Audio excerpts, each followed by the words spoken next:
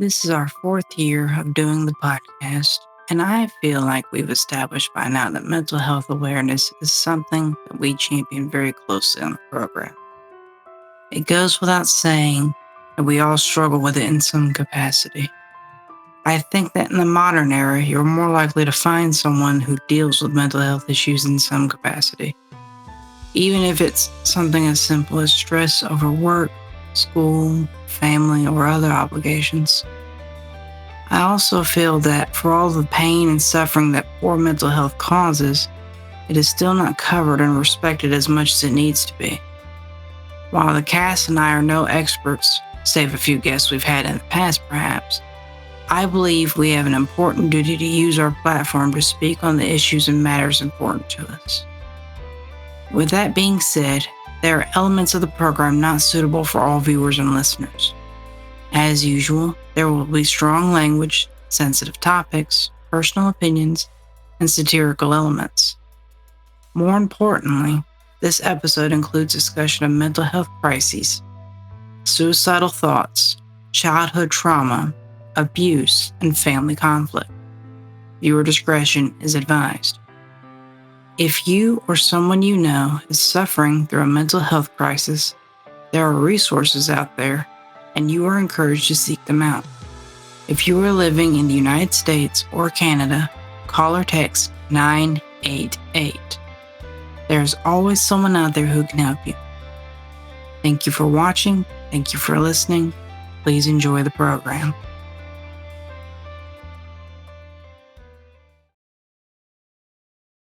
Oh, fucking Craig. Fucking Greg. Leg. All right, Jake, show us what you were going to show us. Oh, right now? You want that to happen right now? You know, this is going to be a crazy cold open. I need everybody to dead ass, like, put their hands over their eyes real quick. Because I have to send this a certain way to where you can't look at it until I say so. I gotta find the fucking chat on my phone. I'm gonna put it in general chat just so everybody's aware. All right. General chat or the like this chat for this day? It's gonna be in general, yeah. Okay. All right, you can look now. Why? Fucking over to the general. I see. That's what I mean by sending it correctly. Nice selfie, I will say. Great selfie of you.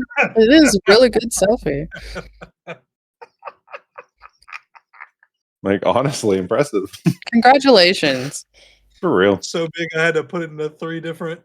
The funniest part isn't even the images or the context. It's that you put it in general chat where everyone who sees it is just going to have no context.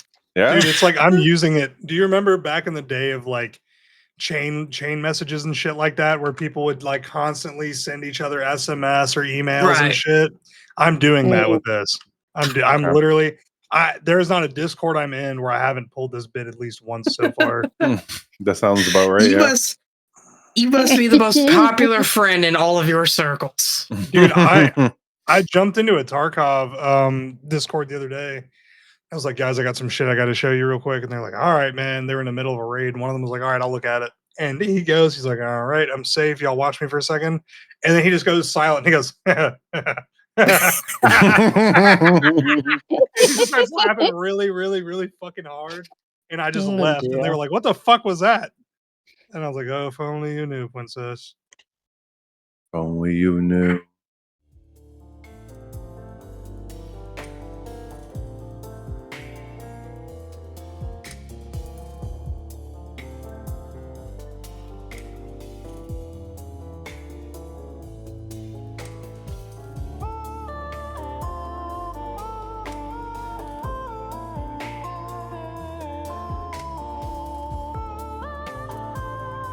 It's the Internet Bum Show. Welcome back to a very special episode of the Internet Bum Show. It's May. It's that time of year again for a mental health special. We were hoping to have AJ around, but AJ had to up and leave. He may be back. maybe 2027 will be the year where I have the whole crew together for this. But anyways, we got myself, we got Jake, Mike, and Tiki. How's everyone doing tonight? This morning. This morning. That's right. It's early morning over there in Australia. And yeah, it's cold. It's bright as fuck here in Alabama. Yeah. Jesus Christ, like you're getting fucking flashbang. Yeah, right? Man's looking at the nuke going off in the sky. Holy shit. Oh, Jesus Christ. So Mike, while we're waiting for Jade to come back from wherever he went off to, have you played any of Far Far West yet? No, I have not, but I have seen a TikTok of somebody doing a wishing well and getting a nuke. Yeah, the fucking nukes are... The nukes are something else. Like the fucking, what are they called? The detonators in Deep Rock aren't that fucking malicious. Yeah. I love the detonators. It's funny. Every time we bring up a detonator on this channel, my brain just goes back to you screaming at AJ. Yeah. What the fuck Classic. are you doing? Just like...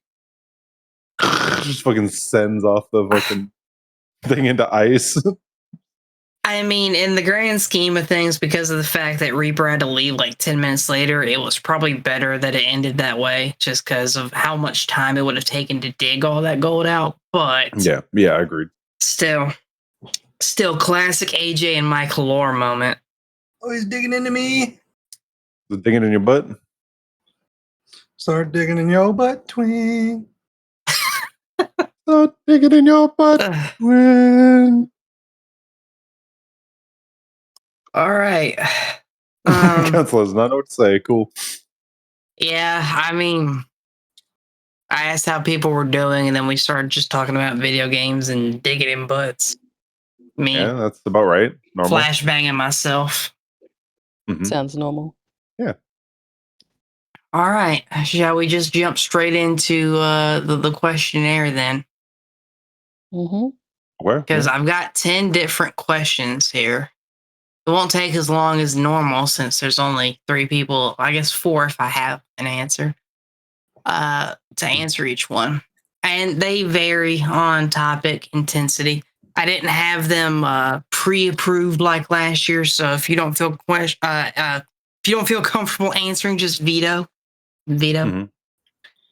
The first one is if you don't feel comfortable answering, you have to take a shot. You have to go find Proper mental alcohol health somewhere in your strategies. house. Make it take longer by going to go find alcohol and then taking a shot. Brilliant plan. Yeah.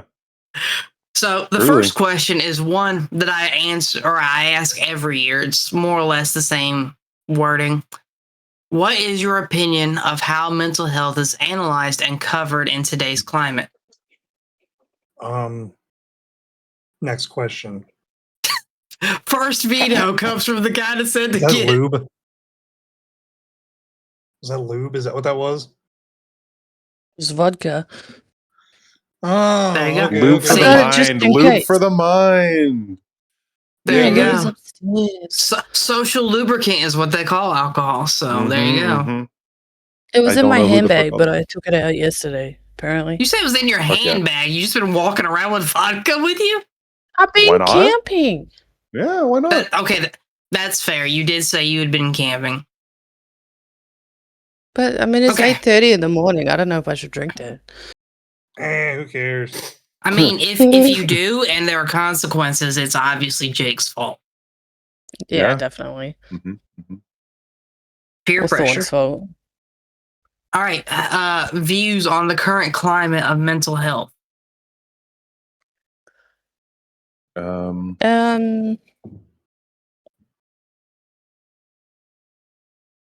Just reading what I've got. It's a very broad question. Could you simplify it?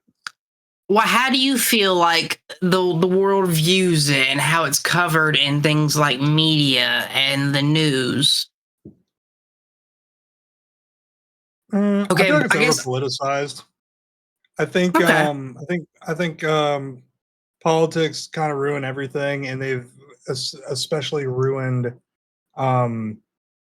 like mental health, because they're not going to use it in a sense of like, hey, we need to get people help, we need to do this. Instead, it's always about well, that dude's trans and that means they're gay and have mental health problems and they're left leaning, and that's all that matters. And it's like, we're not going to have any discussion about the root cause, the especially when it came to a lot of like political targets and like terrorism things. Is like, oh, immediately the choice was over. Oh, it's other gender reasons and mental health, and now it's all the liberals' fault. Like, see, they're a liberal, they're gay, and then it turned out they weren't, and then they're like, oh, yeah, and then just backpedal.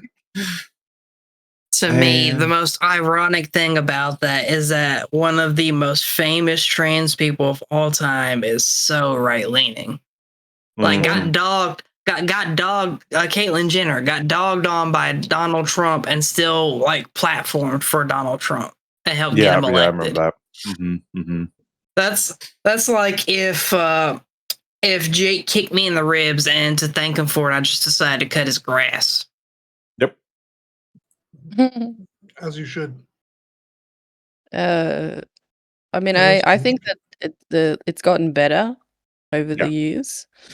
I think there's a really big lack of awareness for mental health, and I really think there needs to be some more support around men's mental health. So that's kind of what I think, I guess. Yeah, I think that's a good point. Yeah. There's definitely still the stigma of like men shouldn't cry, men should be tough. Sorry. Yeah, and that's just get it out while you can. Helpful. It's not helpful. Because I mean, like, if Nick is not having a good time, for example, and I'm like, what's wrong? And it's like affecting the overall, I guess, vibe, for lack of a better word, of the environment we're in, and he can articulate it, but I feel like I have to drag it out because he has had this like societal thing where it's not normal for men to have feelings. So yeah, definitely. It's always a little bit more alarming when you have to fight to get what's wrong with your loved ones out of them. Whereas, if there's good communication, you can just be like, "Hey, what's wrong?" They tell you, you try to resolve it and move on. It needs to start earlier, and that's why there's a problem there, because nobody knows how to talk to them no one knows how to talk to anybody because they didn't grow up talking to people. Yeah. People rag on gentle parenting and stuff, and it's not about giving your kids what they want. It's about trying to hear what they're actually saying, and saying what they're saying is okay to say in the first place. I think a good example of that is, something like my situation. Like, we talked in the past about parents punishing their children for things, and Jake, I think, compared his upbringing to mine. Like, we're similar in that, if we didn't do what we were supposed to, a lot of times we got an ass beat. And I've heard from my parents many times throughout my adult life where they said that if they knew the kind of person I was going to grow up to be, they wouldn't have resulted in spankings. It'd been more like groundings, and just, you lose your luxuries you enjoy for a period of time. Which, I mean, the only reason they even were like that is because my dad grew up in the hood, like about as ghetto as the city that we're in gets as far as ghetto. Like, he used to tell me stories of, asking teachers if he could leave school early just to outrun all the kids that were going to try to chase him and beat his ass. So he thought I was going to grow up to be wild and crazy like him, but I'm a lot more gentle and simple like my mother. There are times where I get mad and I get loud and I start raising hell, but those are few and far between. Yeah. Okay. The next question. How do you think mental health is affected by non-mental health factors, such as the economy, world events, etc. Extremely. I feel like everything going around, like, are you talking about mainly mental health, like how you're feeling with the mental health due to the outside factors, or Yes. the like talk around mental health? And how you... I'd say both, but just like what you... I mean, yeah, you can answer both if you want. And one caveat I'm going to give on the world events factor, because I didn't think about this when I was writing it down. Obviously, there are going to be some world events that are, just going to fuck everyone's mental health up. Like 9/11, for example. The world was collectively sad that day. So I don't know, man. things... I think there was a lot of countries that were collectively happy that happened. You may be right, but the general consensus, the public consensus, was this is a fucked up thing that happened. Democratic consensus. we are like, I remember my first like rabbit hole into 9/11. Like, one of the things I saw was just a bunch of news coverage from other countries, like Chinese news coverage, the coverage in the UK, France news coverage, fucking Japan's news coverage, Australia's news coverage. Like, just seeing what other countries were saying about the shit that was happening to us. But the point is, there are world events and things like that that are going to make people feel fucked up. But like COVID. Yeah. So he said it with like a snarky, sarcastic mimic tone, but it's a good example. So how do you feel like mental health is affected by things that are not associated with mental health, I guess I should say? Yeah, definitely heavily. It is like all the factors of the world, all the fact you grew up, everything has to do with it. And the fact of just that thought in the back of your head of like, oh, not being able to afford a house or whatever about the economy, like it's still going to affect you just the same of like, man, this hopelessness has its own effect on mental health in a large factor that I would say is equivalent to just any past history of things going on that you're going to have to work through with mental health and figure out how to manage in your life, because it's not a simple just question of if for that. Yeah.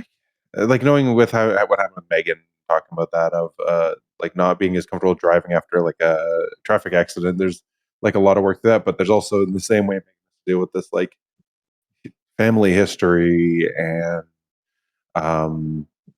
everything involved with that to just feel like a normal life to work through it. And I feel like both have affected just the same, and like worry over the driving to worry over like how we're gonna get around and get groceries and all that with everything, thanks to that anxiety that came up due to it. But I know from day to day, everything's affected by the like family history and everything went through and passed for them. Same with anybody, that you're still gonna have to. You can't erase that past, and you also can't erase the current events of what's going on. So in that way, both suck, but you still have to manage it. And mental health can make it those even little things of current events feel so much blown out of proportion to just suck everything out of you. Really, I guess is how I put that. Yeah, that's fair. Jake, Tiki.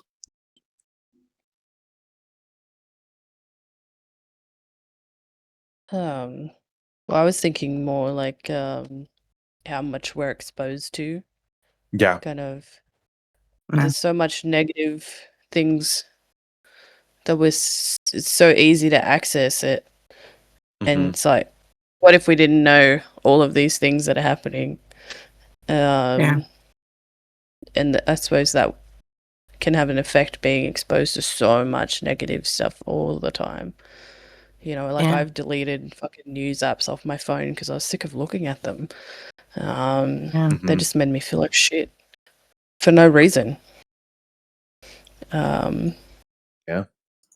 So I definitely think that dramatic media it's gone is online too. But yeah, you know, and we get it from all over the world. You know, we hear about stuff that happens in America, and we hear about stuff that happens, you know, in everywhere. It's everywhere, and You know, so I'm sorry. Go ahead. Need to try to focus a bit more. Is actually relevant to us, I think, to try to improve on that, but it's basically impossible because it doesn't matter where you look, it's going to be somewhere. Globalization has affected that so much, and some things have just been feeling like they become unreal recently. Like I saw a post from the boys talk about that, where for their new season they were going to do a thing of like what's the main character's name again? Homelander. Homelander. They were going to make him as Jesus, but they're like, no, that seems like it might be a bit too far, like doing a video of him as Jesus for advertising. And then soon after, Trump did the whole thing, and it's like reality is just feeling worse, that you're like, what the fuck's going on? That if you're like trying to pay attention to all, just be online as your escape, you end up getting it shoved in your face regardless that you're going to see it. Yeah. The saying goes, truth is stranger than fiction. So it really has been lately, especially. You know, piggybacking off of Tiki's answer there, it makes me think a lot of the social media episode we did a couple months back, and it just it almost feels just perfect to just have all of us minus Thorn, of course, because he is, I don't know, in a fucking blizzard or something somewhere. But yeah, obviously, like we said when I was answering or asking the question, rather, there are things that are not tied to mental health that are just going to affect your mental health anyways. Like just thinking about the economy, for example, thinking about something like gas prices. Gas prices are through the roof right now. And on the surface, that has nothing to do with mental health. But, if you start following, everything that's linked together, suddenly you can't afford your medicine if you need it, or you can't afford, heaven forbid, fucking your child's favorite cereal that they love oh so much. It's got more sugar in one bowl than they're supposed to have in a week. But the point is like, if you start following the pattern of, this leads to this, leads to this, leads to this, everything is kind of tied. And that at the same time, though, once you start looking at that and damning everything that is just negative and saying, well, everything affects your mental health, that's kind of when you start getting a lot of the naysayers is like, man, mental health ain't that bad. People just need to grow up and toughen up. It starts giving them ammunition, because all of a sudden it's like, well, you'll just complain about anything. You'll complain about the gas prices. You'll complain about how expensive groceries are. Like nothing is good enough for you. Which, ironically, being told all that makes your mental health worse, because you just feel even more like shit. It's just slippery slope. Yeah, it is. Definitely. Jake, did you have anything you wanted to add?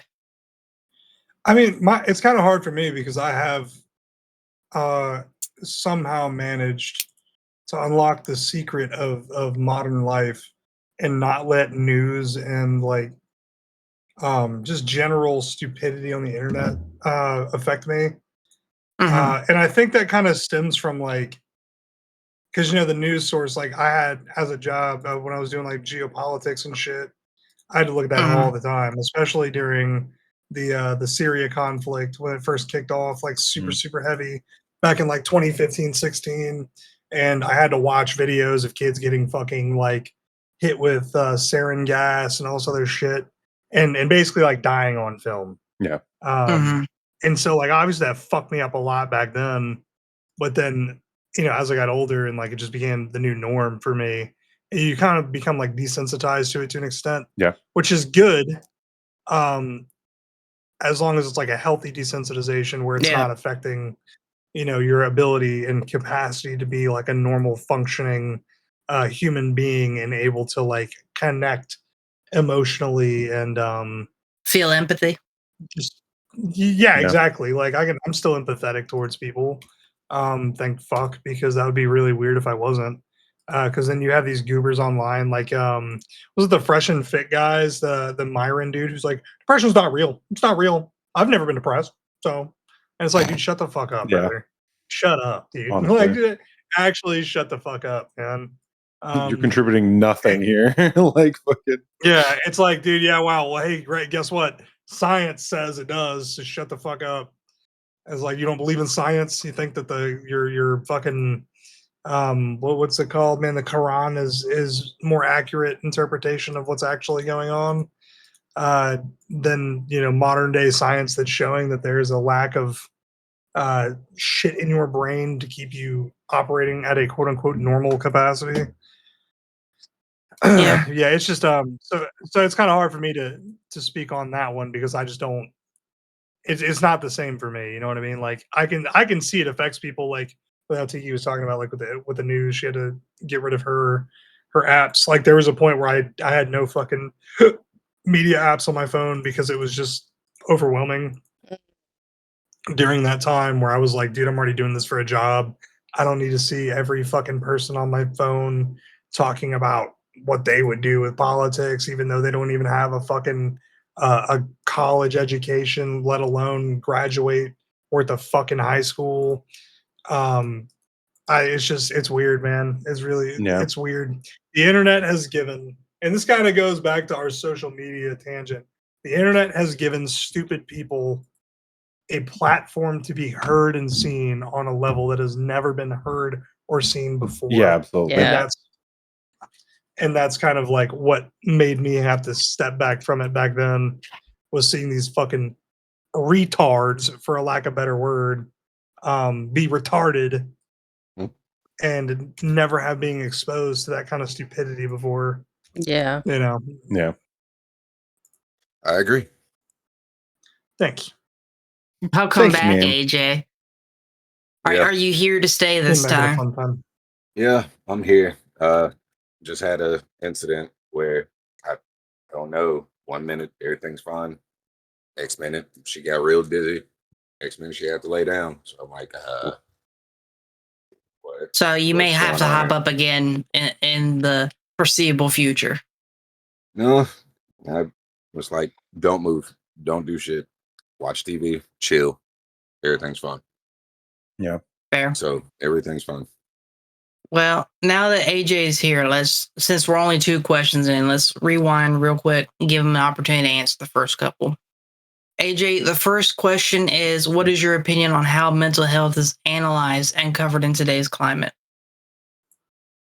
To be honest with you, like I just graduated, you guys know, and I just got my degree in psychology. Mm-hmm. One of the main questions that they asked was, do you feel that mental health is being misrepresented in today's society? And honestly and truthfully, it is. Like, it's not, people want to like classify everything into one solidified group, and you can't do that. Everybody wants to be like, oh, this person has ADHD, or this person has schizophrenia, or this person has this or has that.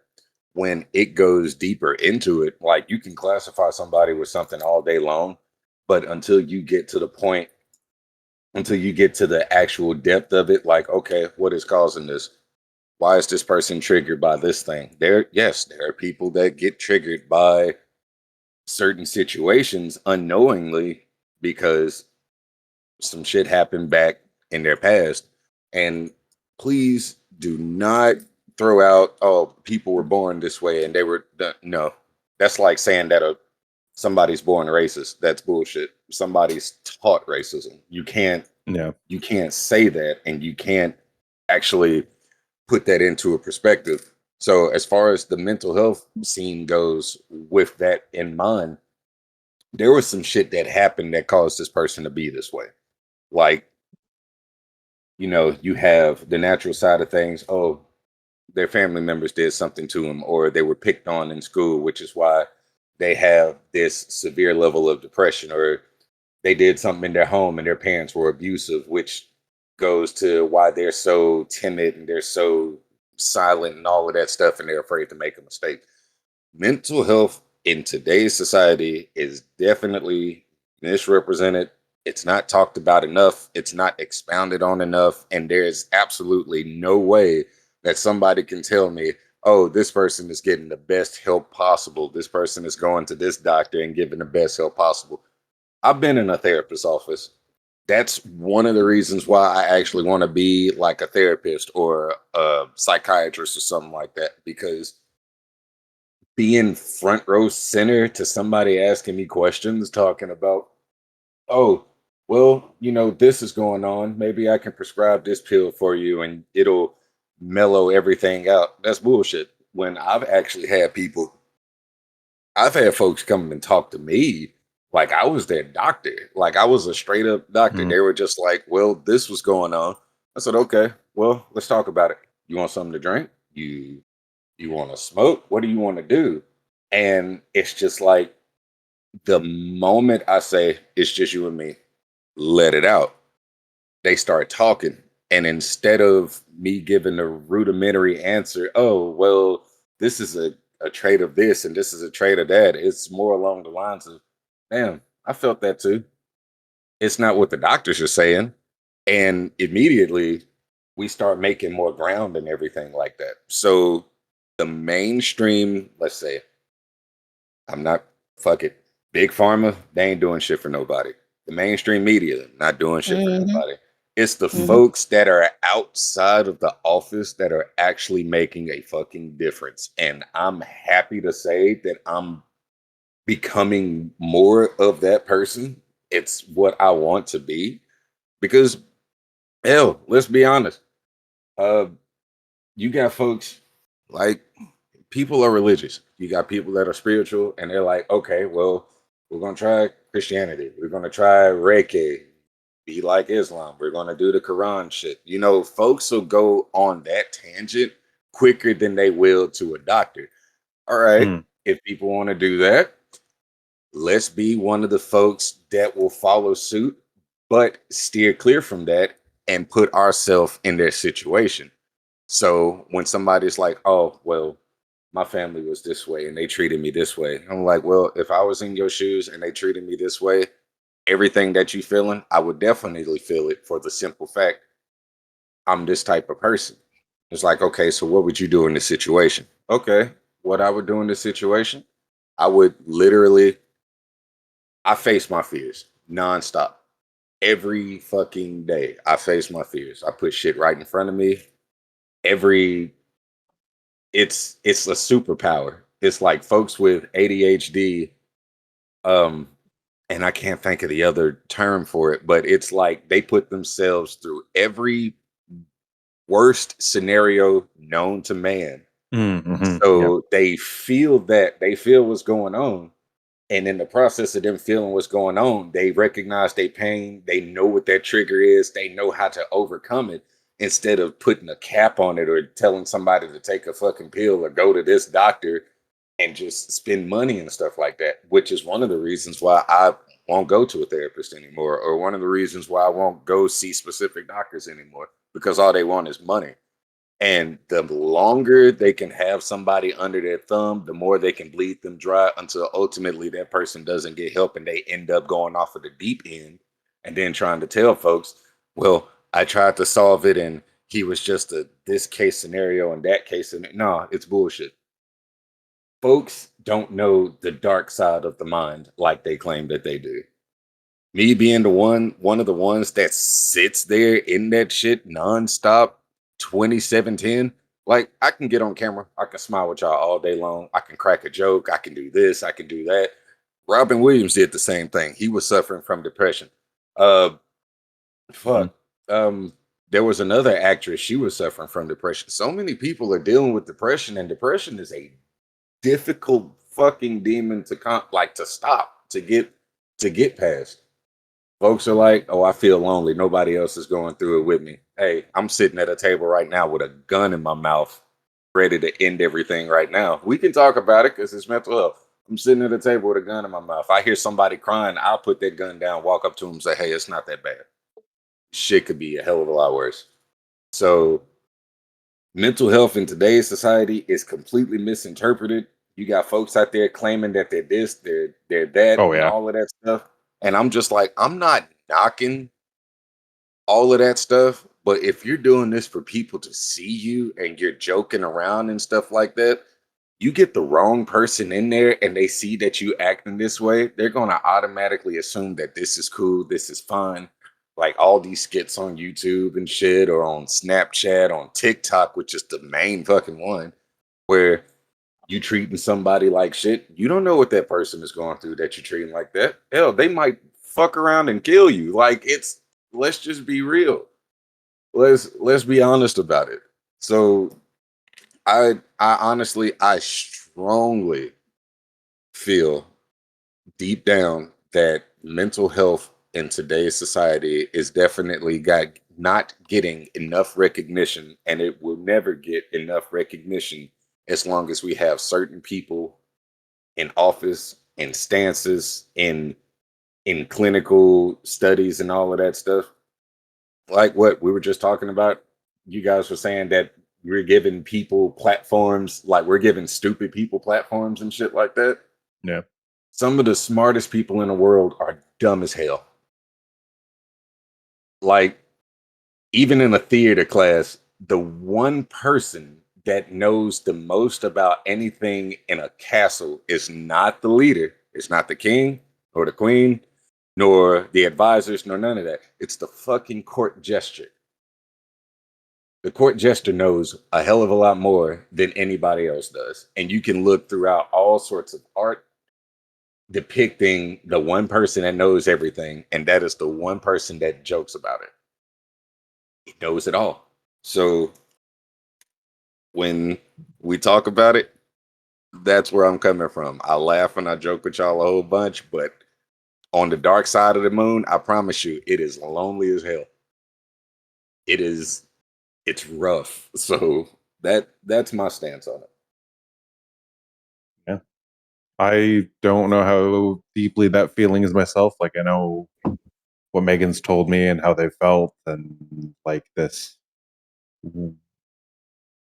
just straight up, like you said, ending your life and all that talk. Like, there's so many people that claim, oh, I got this, but it's like so many of those don't really know the depth of what's involved in really having that diagnosis or whatever else, versus like, I don't know, and I'm with somebody who has it and talking to them constantly and trying to like understand so I can help them as best I can, but it's like I don't know that feeling. And then there's the people that know even less that are claiming like, oh, I got that too, I know what you're feeling, and they're like doing the best they ever have. It's like, no.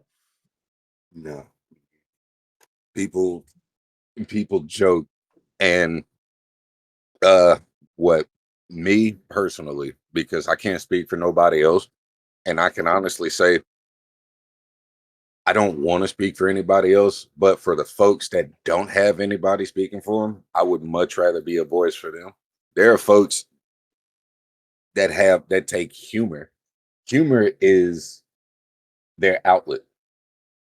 People use humor as one of the biggest things.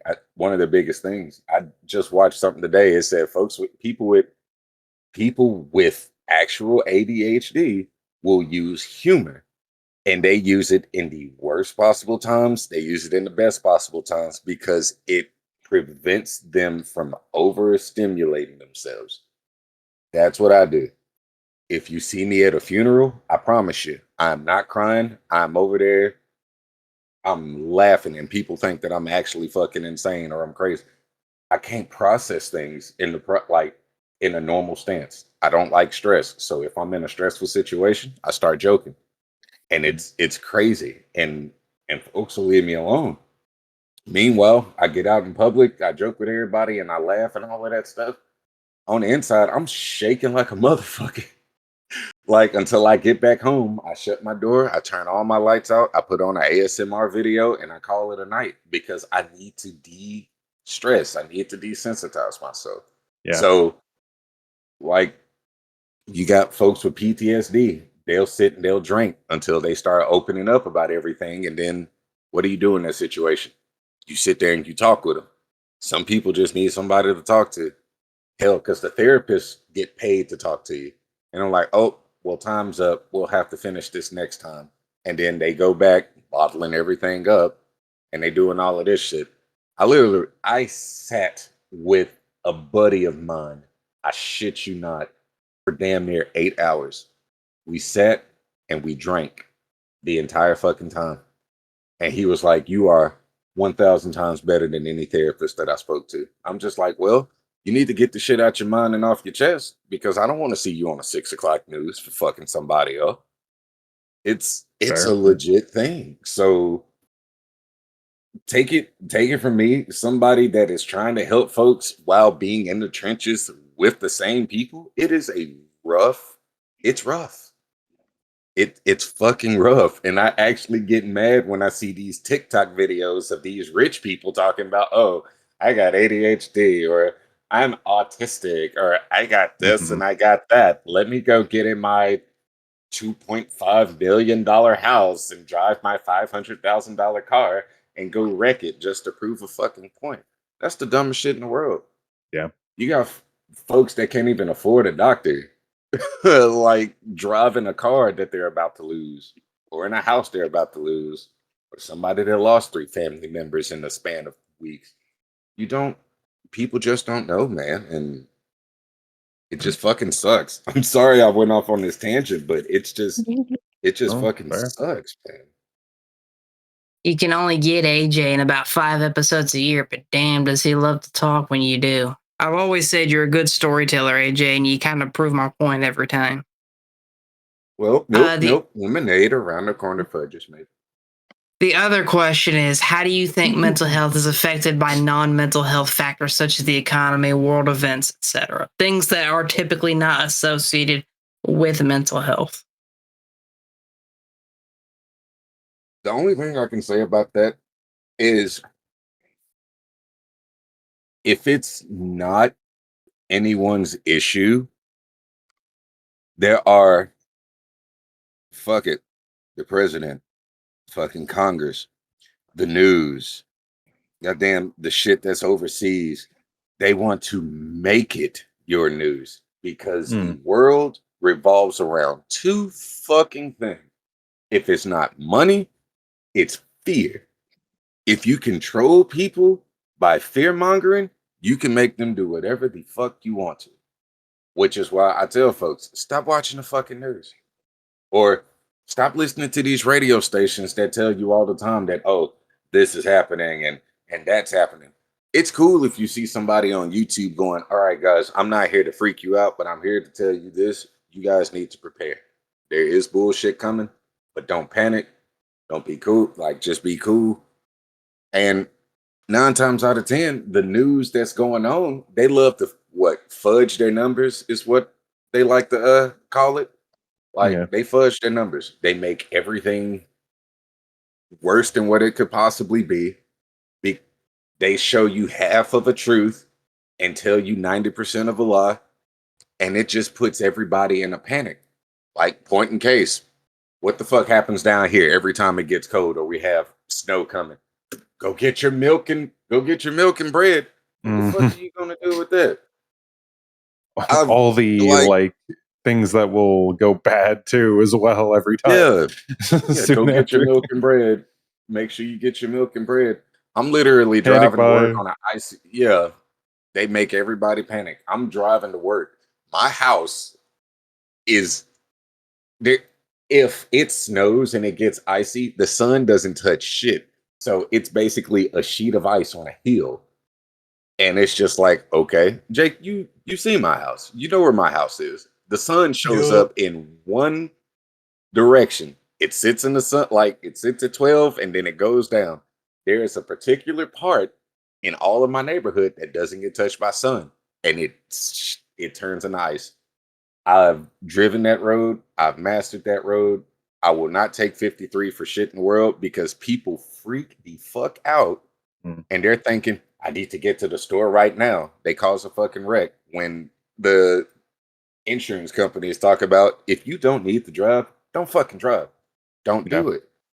People get in a panic over the dumbest shit. And when it is time to panic, they think it's funny. So that's what it is. Like the war, the news, Congress, our president for some fucking reason, the people under him, and all of this shit that's going on is highly influencing people's moods and their mental health. Like there was I can't remember the story fully, but there was one man that said, "Oh, the world is going to end." Like a month or so ago, and so he had everybody give all of their shit away, and they hid out in the bunker. And when the clock struck 12 o'clock and they were still there, what the fuck? So fear will make you do the dumbest fucking shit in the world, or like that. That's just it. It plays on your mental health. It plays on your weakness. One of the biggest things they'll say, think about your children and think about this. Okay, so if you're thinking about your children driving 90 fucking miles an hour down the road, trying to get milk and bread before the snowfall hits, you end up in a wreck. Now you turn your kids into an orphan. Like what then, bro? So what good does that do? It does nothing. That's why it's like you remain calm. Don't look at the news. If you look at it, look at the weather. If they start talking about something you don't want to listen to, turn it the fuck off. Or like, oh, breaking news. Local black man drives down the street and the cops pull him over for some fucking reason. It's too fucking much, man. Yeah. Okay. A third question. This is one that I was warned that might be a little too vague or not very easy to answer because of what it's asking. So if everyone wants to veto, by all means. Do you think mental health in the average person is better or worse than it was 20 years ago? What about 50 years ago? Why or why not? Anybody want to go before I go? I'm trying to eat this sandwich. Turn like, this that's why into I a thought you were going three-part to say episode. because you have a thought. Yeah. I mean, I have a I got a thought, sandwich. but That's why.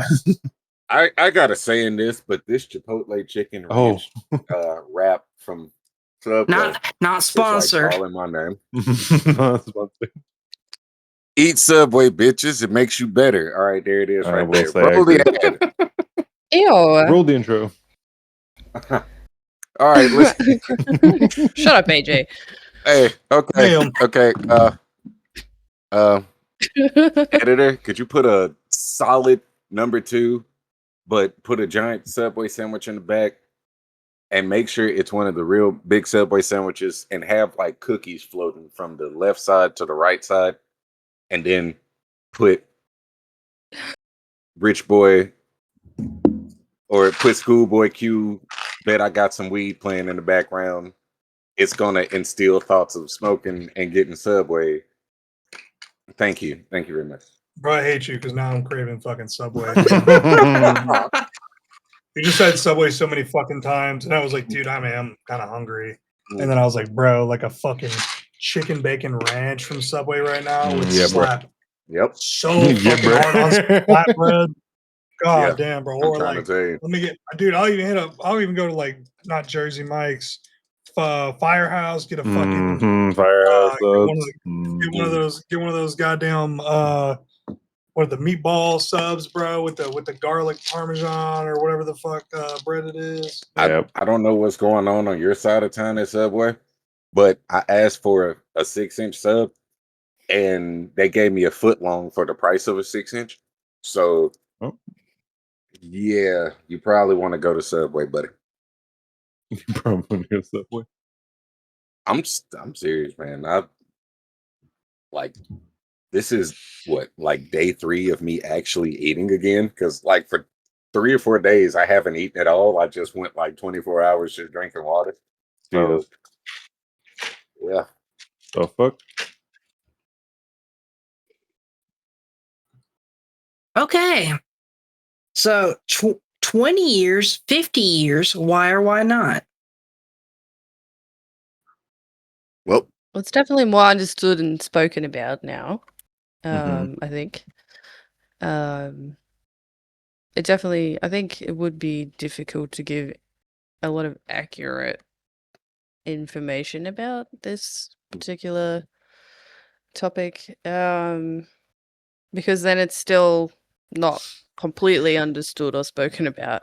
So it's kind of hard to get all of that into one area, I guess. Yeah. So both, it's better and worse. Yeah. As we mentioned, for social media, it can be more open for, like you said, for better or for worse in that way.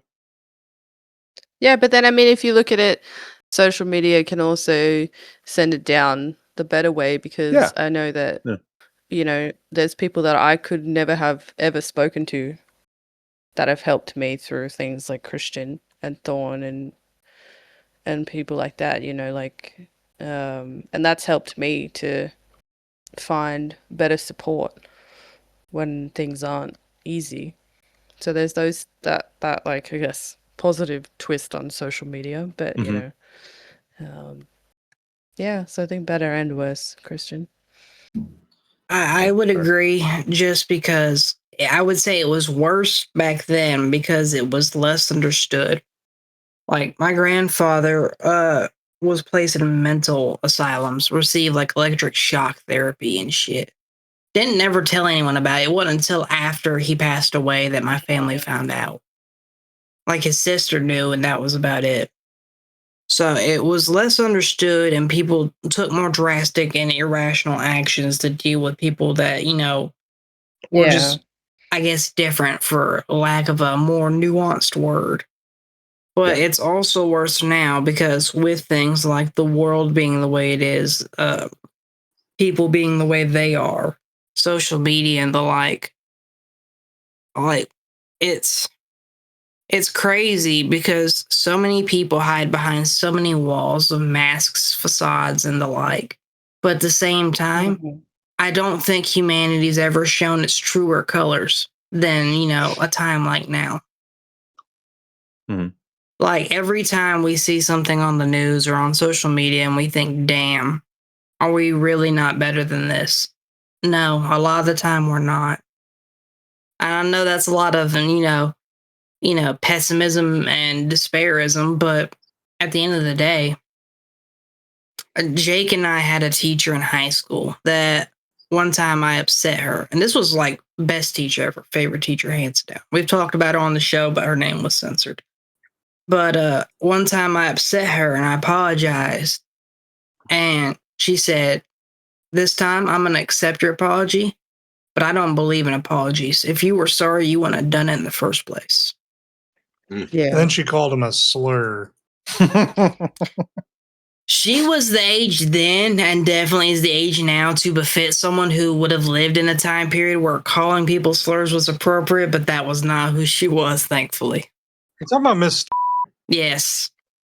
Yeah, she's still alive, believe it or not. I have a girl, one of the ladies at our leasing office is like one of her best friends. Yeah, I used to be friends with her on Facebook and all that, like everybody else, but she's one of them old people that keeps getting her account hacked and shit, so I gave up. Like, I'll add someone. Password. I'll add someone twice. If you keep getting your account hacked and shit, I can't keep playing Facebook tag with you. Yeah. You click.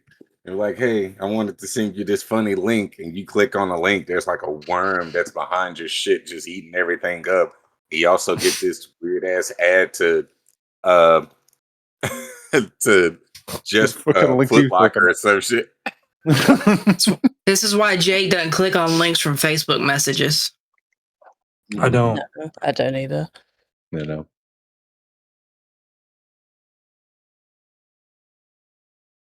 Does anyone else want to answer, tag in, or do we want to move on to the next question? Spoke for 2 questions from somebody else. I just find it funny how when things happen. No, I'm just kidding. Go ahead. The next question is, and this kind of ties back into a lot of our answers for number 2, so we can skip it. But how much do you feel that conflict affects mental health, and how much do you feel that mental health affects conflict? All right. How do I affect? Restart. How do you feel that conflict affects mental health? And reverse, how much do you feel that mental health affects conflict? I think they go hand in hand. I mean, like, for example, a lot of people that have trauma and some other shit like that don't necessarily it could either make them want to avoid conflict as a whole. It can make them seek conflict out even more. It could make instill triggers in them to where they want something super small that most people don't even think about twice could make them fly off the fucking rails.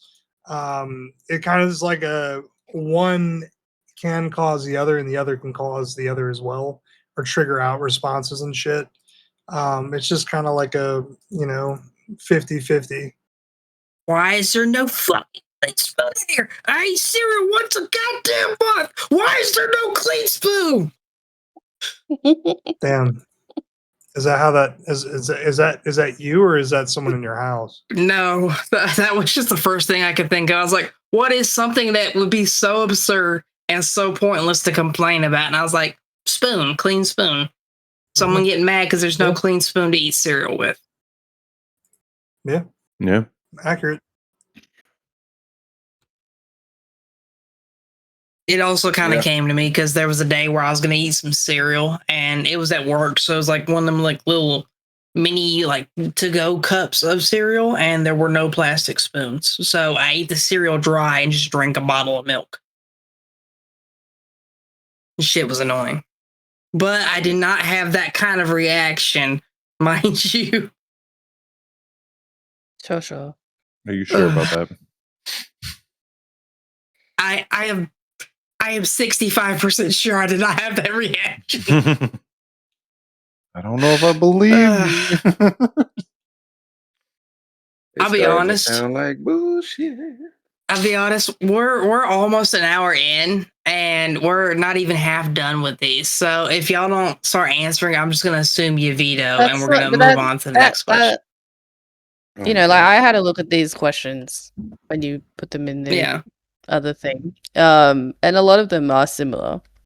So you could probably that one they were up to. I mean, I wrote here same as other question. Yeah. So you could probably keep going. Yeah. This one's more personal, so I can understand wanting to veto it just because of that. How often do you check on the mental health of those around you, and how often do they check on you? I don't. It's not my responsibility. Get over yourself.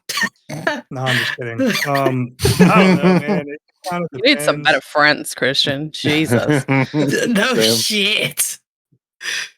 I don't know, dude. I don't really know. People don't check on mine at all. Which is whatever. I don't care. But I mean, obviously, if I notice that someone's struggling, I will generally bring it up and be like, "Yo, are you good?" And or even messages on Snap, but you don't respond until a day later. You don't send me shit. And when you do, you're like, "I'm gonna make it to your next show." I'm like, "All right, bet." Wow. So we're gonna bring it up. And you're like, "When is that?" And I'm like, "Panoply, April 25th." And you're like, "All right, bet I'll be there." May 25th. 2 days after my mom. Let the record show I've gone to more Jake shows than AJ has. I say April 25th. It was April 25th? I say April 25th message. Yeah, April 25th. Why didn't you send me a message? I told you to remind me because I'll forget. Here's the thing, brother. I don't think y'all understand how much goes into me having to prep those days out. Like, I genuinely am busy from the moment I wake up to the moment I go the fuck to sleep because I'm coordinating 7 people to get the fuck where they need to be. I'm like a soccer mom for grown ass adults. I mean, he says all that. He's not lying. When I went to go see him right before I got that kidney stone, had that surgery, his fucking setup crew and the other band that was there, their setup crew, they took more than an hour and a half to set up everything. Like they had to condense their set, and the other band had to condense their set because they started so late. So wow, I mean, fucking crazy. Yeah, which is whatever. It was a great show either way, but it was still like one of those. I still think that the funniest part was your band trying to get you to perform "Smells Like Teen Spirit," and you were just like, "No, no, I will not do that." People thought it was a bit. It was not a bit. I was genuinely like, dude, we're not doing this song. And they're like, no, dude, let's do it. I'm like, well, we haven't fucking practiced the song. I don't know the lyrics of this song. Mm-hmm. We have no coordination on this shit. It's not happening. Fair. That was the tangent. Yeah. Does anyone else want to talk about how shitty their friends are or how shitty they are as a friend? That's a wild thing to say. I only said it because of your like it's not my responsibility bit that you did. I wouldn't have even said that had you not like fucking gone off and settled. You know, it was a joke.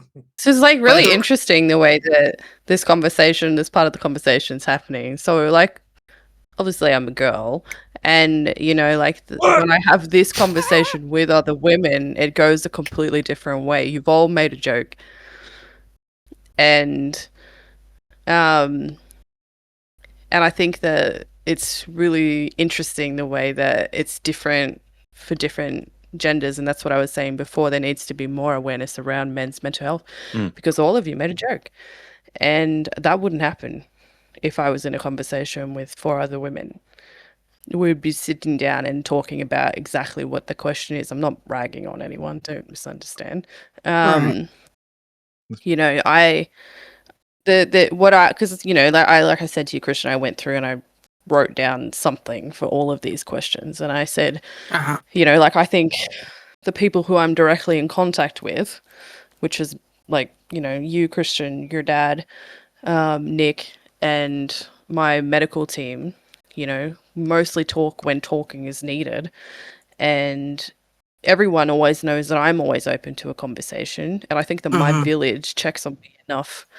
Maybe there could be a little bit more, and you know, but I don't know. And at the moment, I'm not overly worried about anything. Got it. I will make sure that before my shit every morning, I shoot you a message. I'll make sure before I eat breakfast, I shoot you a message. Round the clock coverage. Round the clock coverage. Yeah, you know, you think he's kidding. You think he's kidding, but he's laughing so that we think he's kidding, but he's actually going to do it. It's still more about how we talk about it versus women, right? Here's the deal. No, I see what you're saying. There's a stark contrast between how women approach the conversation about things that affect them if they choose to so speak on those. Whereas men, we will, you know, usually kind of laugh it off unless it's something serious. Like, it's like the subject completely went in a different direction. Yeah. Basically, is asking how are you, and you're talking about something else. So I think that it's like I just have ADHD. No, it's not. Yeah. To make that's the same thing. Oh no. It's also like doomed. I get what you're saying because it's like I promise you, it was not me trying to what's it called? No, I don't think that's what it is. Deflect, yeah. I'm not trying to say that you're like doing the wrong thing or trying to put any thought into your head. I think it's just my point at the end of my tangent is that it's just so different, and it's so easy to find a way out of it because you've been taught, you know, like men in general have been taught, I mean, that this is not a topic that's appropriate. Right. So it's easy to try to jump past it without even realizing that you're doing that. So I don't know. That's just the way that I kind of observed that. I thought it was interesting. Because, yeah, that would be a totally different conversation. Yeah. But yeah, there you go. There's my rant. Woo! How do you feel? Oh, I'm sorry. Go ahead. Go ahead. I would say for myself that I am in between. I check in with a lot of people. My family, speaking of like men talking about mental health and everything, like my family was very open with it. At least my mom was. My dad is very much that kind of guy, but she was at least trying to push me to be talking more about it, just be more open, and I would chat with her more than my dad in that case, as far as like the connection of just mental health and everything, and then that led into talking with others a bit more. But at the same time, I also don't check in with those people I know that are not doing well as often as I should. So I'm like kind of in this mix in between where I feel like I do, but I don't enough. But I also know how much a lot of people's other mental health affects me. Like I very much take on a lot of things. So I'm also at the same time trying to find this balance of like, damn, I want to check in, but also I'm not doing too well right now that I don't want to think about this at this moment just because of how I'm Yeah, and feeling. that's a really hard kind of like balance to find. And I think that it's really important that I feel like this is always makes people crazy. You have to find a fucking therapist. Just do it. And if you can't, if you go to one and you don't like them, then try somebody else. Yeah, other people exist. You know, so many people are dealing with everybody's dealing with their own situation. Mm-hmm.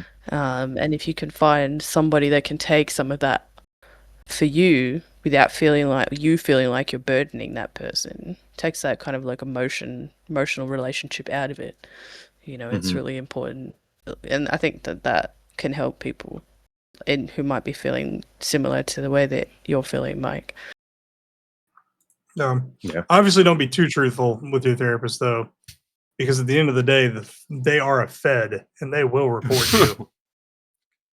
I guess it's different here then. Dude, I had a fucking the therapist I had, because I got given one on my way out of the military. That fucking piece of shit, he had said something. He was like, so like what you're saying is you have bipolar mood swings? And I was like, no, I'm saying this dude at my work is pissing me the fuck off. And if he keeps pissing me the fuck off, I'm going to put him through a wall. And he goes, well, that sounds like a threat to kill somebody. And I will have to report that to the authorities. And I said, are you fucking kidding me? I was like, brother, when did I say I was going to kill him? I'm going to put him through a fucking wall. And he goes, you're just going to Batman him. Mm-hmm. I was like, I'm just going to beat the fuck out of him. But then like, well, you're just having a rant. Yeah, exactly. And this piece of shit was taking it as like well, I don't talk like that to my friends. So, yeah, I'm going to call the police. Fucking bitch. That's why I stopped doing therapy. Yeah. That motherfucker, that dude ruined therapy for me. And that is why Jake has a criminal record. Oh, yeah, I don't. They have to find the bodies first. But like finding someone you can have a ramble to, having a ramble to, it can, or even if, like Mike, if you were ever having something like that, you could just, you know, say to somebody, I need to talk. Just need you to listen. Best time to do it is when you're drunk, because nothing's unfiltered. You basically hit every nook and cranny when you actually have alcohol in your system. That's just the honest truth. Like, you know how folks will have like pillow talks at like 11 or 12 o'clock, like AM and shit like that. Mm-hmm. It's just proven that folks are more relaxed at nighttime when they're talking to somebody and saying some shit, instead of being during the day where everything is alive and vibrant. Like if you want to talk or some shit, like, okay, let's talk. You want something to drink? Drink. Here we go. What's on your mind? Get it off your chest. Because you're not leaving here killing somebody or putting them through the wall, as Jake so eloquently put it. Yeah. Does anyone else want to add on to that?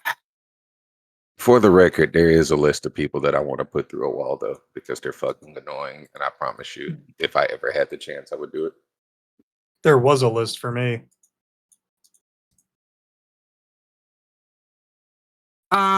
Next one. This one is more of a personal question. What'd you say? I said maybe he should have reported you. Just oh, Jesus. No, it sounds like he needs to report AJ. He tried. This one is, kind of personal. You don't have to answer if you don't want to. How do you feel that your mental health affects your relationships? And how do you feel that your mental health affects your ability to form new ones?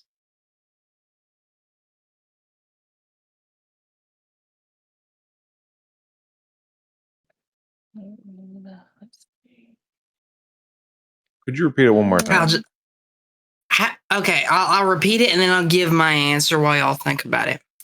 How do you feel that your mental health affects your, existing relationships? And how do you feel that your mental health affects your ability to form new ones? So, for example, with me personally, and I don't know how obvious this is across 4 years of hosting this podcast, but I feel like I myself struggle with a balance of being too closed off and being too much. Like AJ apologized for having his, 10-minute ramble earlier. I feel like I'm worse than that sometimes in just a normal conversation. I mean, based off things that Jake said in the past, I'm very much worse than that as far as texting goes. I can sit here and just for fucking 6 hours a day. I don't have that problem with my vocalization. Like with this podcast, it's a bit different because it's kind of like without sound like a fucking like a fucking bro. This is my house. I can talk to who I want about what I want in here. This is where I come to do my talking. But in day-to-day life, it's difficult for me because I think about, say I wanted to get to know somebody and it's just, I look at them and say they're closed off and quiet and they don't talk to anyone unless they talk to them first. So it's like trying to find a way to bridge a gap and communicate with someone and go, hey, I'd like to get to know you without being like just, hey, or hey, I would like to get to know you and sounding like, hey, I want to see what your insides look like. Because, a matter of perspective is important, especially when it comes to something like mental health, because we're always going to be our own worst critic, unless, you're some egomaniacal piece of shit and you think you're God's greatest gift to the earth. Here recently, I, did kind of a little social experiment, kind of a little bit of resource gathering where I reached out to some people and I asked them, I said, if you were someone who was going to think about dating someone like me based off of what you know about me, what would you say are the redeeming qualities? Because I've always had the worst possible opinion of myself to the point where, if someone didn't know me from Adam or Eve and they were going to get to know me and they had nothing to go off of but my own personal opinion of myself, they would choose someone like Adolf Hitler over me. Because my own self-perception, my own self-opinion, my own self-value is that piss poor. And, going back to something that, keeps getting brought up is a lot of people, men especially, don't show that. Like, I saw Mike's reaction to the Adolf Hitler comment, but even people who know me know that I don't have a high opinion of myself, but without me saying, this is how I see myself, and this is how bad it would be if someone had the same opinion of me that I have of myself.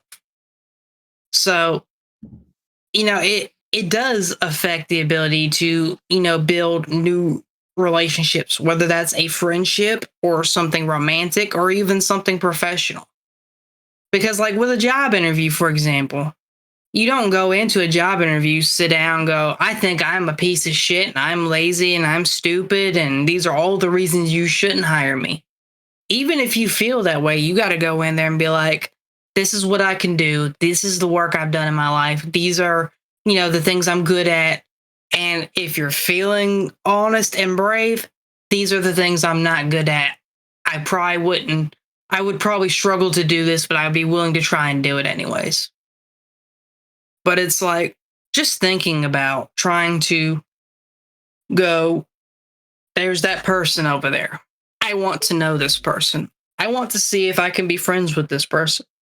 Oh, excuse me. Or I want to see if I can, I think this person is attractive. And I want to see if, there's a connection that can be formed there. It's like playing fucking 12-dimensional chess with no hands and no fucking eyes sometimes. And twisting, princess.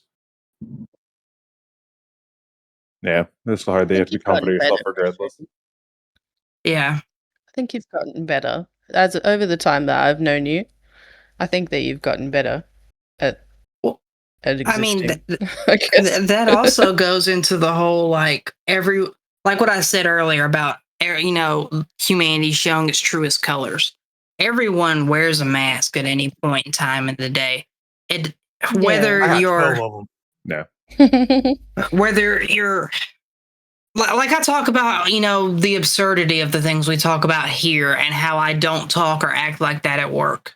Because if I go around talking about how I just give hand jobs to everyone I want to meet, well, that's a very good way to land myself in HR and lose my job, or at least be told very strictly, you can't talk like that. Stop talking like that. There will be consequences. And that's when you tell them no. You just look at them and you go, oh, I'm sorry. I clearly forgot to give you your daily hand job. Would you like for me to take care of that? That's what I was thinking. Yeah. They'd be like, what? I clearly have not serviced you today. I apologize. My bad. I'm sorry. My balls. But yeah, so how do you all feel like your mental health affects your ability to maintain and form new relationships? Well, like I said earlier, I give myself every worst possible scenario, and then it just happens. Or I get to a point to where I just crack a joke because trying to talk to somebody, the shit kills me. So I just crack a joke. I'm like, man, this place fucking sucks. Or you say something and you read the room, you read their reaction. If that joke lands, you keep it going. Everything will even out. If the joke doesn't land, you work on your approach. That's how you do it. Naturally, people come up to me, and sometimes I don't want to say shit to anybody. Like, you've seen me when I was there. Like, somebody try to say something, and like, oh man, this is crazy. And I'm just like, yeah, okay. And go back to looking at my phone. Hell, that's just how I am. If I'm wanting to meet somebody or talk to somebody else, then I make an approach. If I don't want to say shit to nobody, I keep my mouth shut and I stay in my bat cave. That's just how it is. Yep, stay in the fap cave.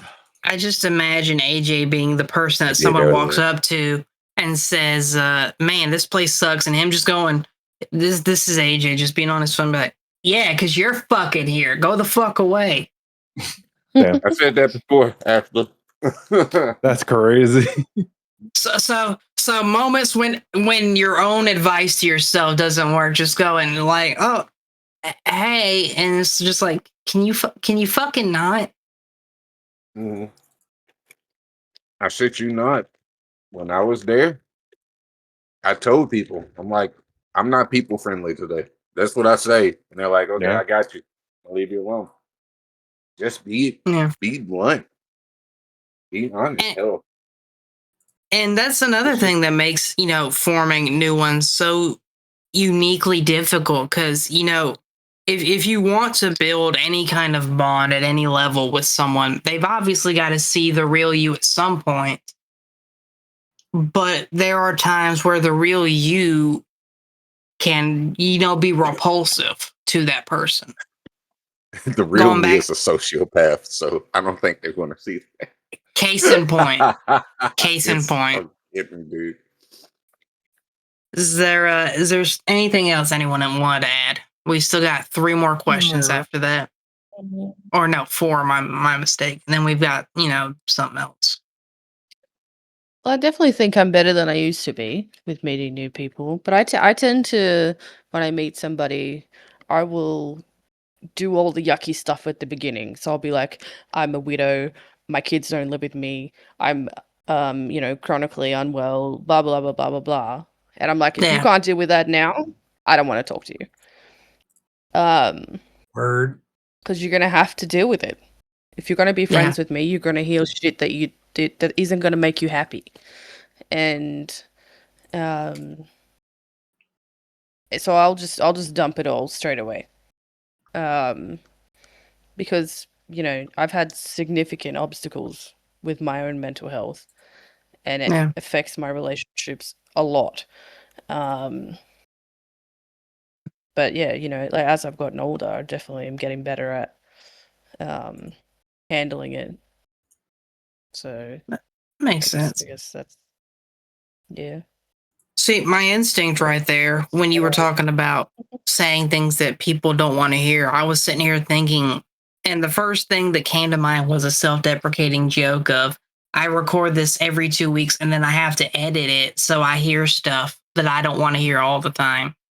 But I was like, that's going to get lost in translation. It could be about me hearing something that one of the boys says when really it's just me, dogging on myself or having to hear my own voice or some stupid shit like that. Yeah.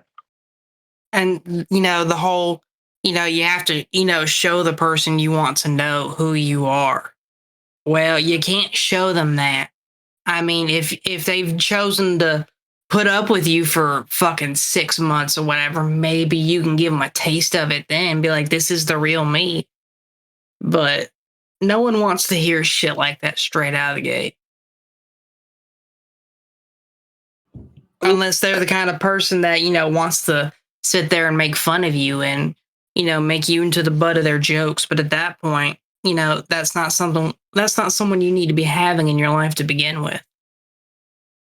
I seen this video on YouTube not even a day or so ago.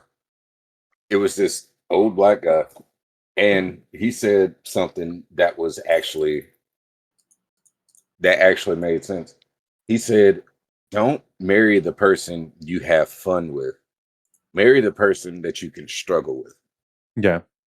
Because the way that he said it, it was once the fairy tale part is over, once the sunshine is gone, and once the day turns to night, and once the shit hits the fan and y'all start showing each other your true colors and everything like that, what then? Because even laughing fades and you have your dark moments, you have your dark points.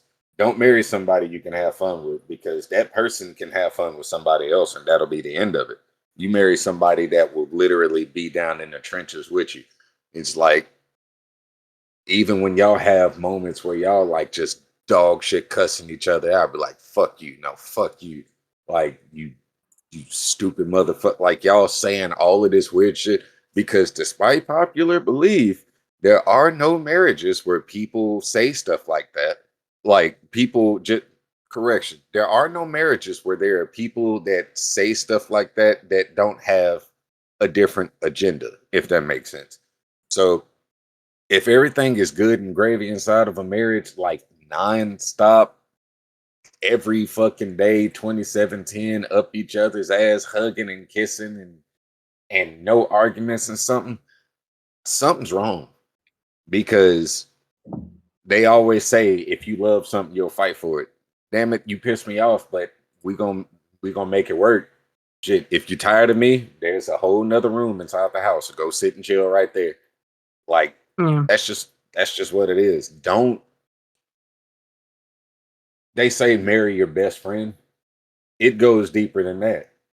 It's just like, yeah, your best friend is there and all that stuff, but marry the person that's seen your demons and still want to dance with you after the song is over. Or marry the person that will literally help you hide a body. Like legit, marry the person that'll lie to the cops for you. Like be for real. Everybody is dealing with some sort of mental shit. Everybody has baggage. Everybody has a trauma that they either know about, don't know about, talk about, don't talk about.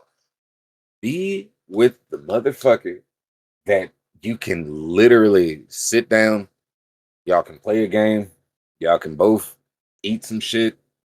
She say something that piss you off, you say something that piss her off, fuck you, but y'all still in the same house, and she won't let you go to sleep angry, and you won't let her go to sleep without eating something.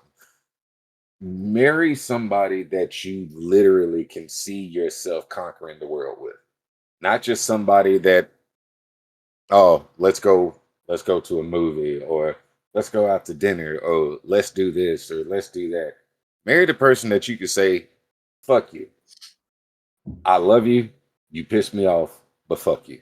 Like, seriously, that's very true. That it may not be healthy, but a healthy relationship has ups and downs. Everything ain't gonna be ups all the fucking time. It can't be. If it is, somebody doing some shit that they that the other shouldn't be person doing. doesn't know about. Yeah, like for real. Just because I guarantee you, if you got a mental situation going on and that person is still sitting right there next to you after you done said fuck you and you ain't shit, you ain't this, you ain't that, and you're like, yeah, but you love me though. Yeah, but we still fuck though. Yeah, ain't nobody else gonna be doing this shit. Like, be honest, be transparent. That's the best way to get any fucking thing accomplished. So yeah. Don't marry sunshine and roses. Hell, marry gunshots, shootouts, street fights, bar fights. Hell, marry poltergeist moments. Like legit, it's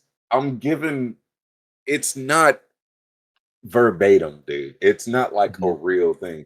Marry the person that shows you the good and the bad parts, because everybody's crazy.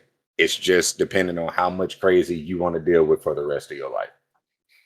Because you only live once, you ain't getting any fucking younger, and you don't want to keep starting over and over and over and over and all that shit. Just be real. But yeah, I got ADHD, I got depression, I got anxiety, I have a schizophrenic moment. I'm like, okay, just as long as you ain't trying to kill me, hell, we got it. Like just because it's like time is winding down. Like we're in our late 20s, we're in our 30s, we're about to hit 40 and shit like that. You still want to scour the world for that perfect person where it's peaceful all the fucking time? Quite honestly, if it's always peaceful for me, something's wrong. That sends me into a fucking overload. Like, Makes you I'm like, suspicious. it does. Yeah. If everything is peaceful, my mind goes a million times faster than what it does right now. That's called trauma. Oh, Yeah. it's cool. I call it being a fucking superhero. The best way to look, like honestly, the best way to look at how I think, it's literally me standing in the middle of an arena, and there are literally wires strapped to every finger. And there's a situation that comes up, I think of every possible scenario, and whichever finger like switches back from the response or the thing that I'm giving, that's the way that I go with. Like, it's a gamble, but that's the best way that helps me function. Everybody has a quirk or some shit. That's the best way to help me function, which is also why I said marry the person that you struggle with, because you ain't gonna have the best fucking days. You're never gonna have the best fucking days. Christian, I'm gonna use you as an example. We've had conversations before where you've had shit going on, and it's like, okay, get somebody that accents that shit. It's just a part of life. It's people. Nobody has perfect mental health. If they do, they're on a drug or they're doing some shit they shouldn't be doing. So yeah, or they're just lying to you and you're trusting that. Yeah, or they're lying.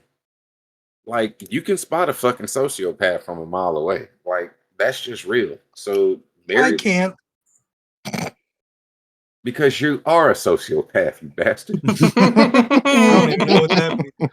That's not real. You made that up. No, that isn't fake news either. You are a sociopath, you bastard. Sociopaths aren't real. You made those things up. Wow.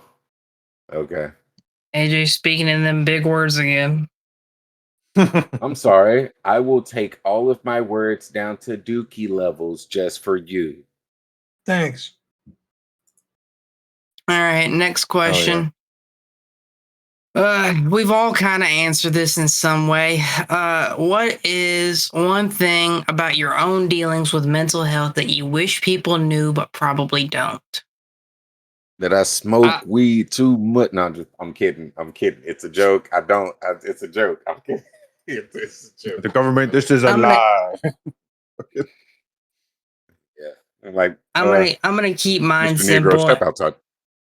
And I'm just gonna say that for all of the flaws and shit that people see me dealing with, if you see me dealing with that, it just means that I failed to keep that much back. But I would say I'm showing maybe 60% of my true personality at any given time. It's only like when I'm extremely angry or extremely like crying my eyes out, upset, or I guess inebriated, since we were talking about, smoking and drinking earlier, that I show my full personality. Like, basically when I'm just at my limit and I can't mask anymore. Yeah. And I mean, as far as, showing everyone your true personality, if you want to bond with someone, you do have to do that, like I said. But at the same time, I know the kind of person I am. And I know that, the way I feel about myself isn't true. But at the same time, it's so very fucking difficult to sit there and be like, no, I'm not a piece of shit. I'm a guy with a good heart. And I'm someone who cares about people that I care about. Like, it sounds like two different things. It sounds like someone trying to blow smoke up their own ass. And secondly, it sounds like a whole lot of like, so what? Do you want a fucking cookie? Yes.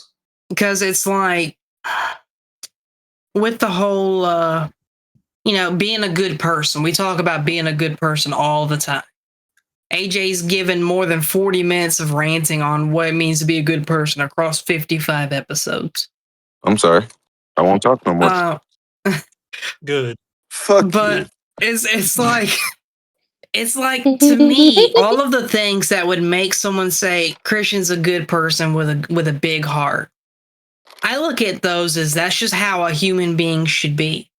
I look at, someone who, what a human being should be is someone who cares about their fellow man and the people important to them. Someone who would, just go out of their way to do something nice for a stranger.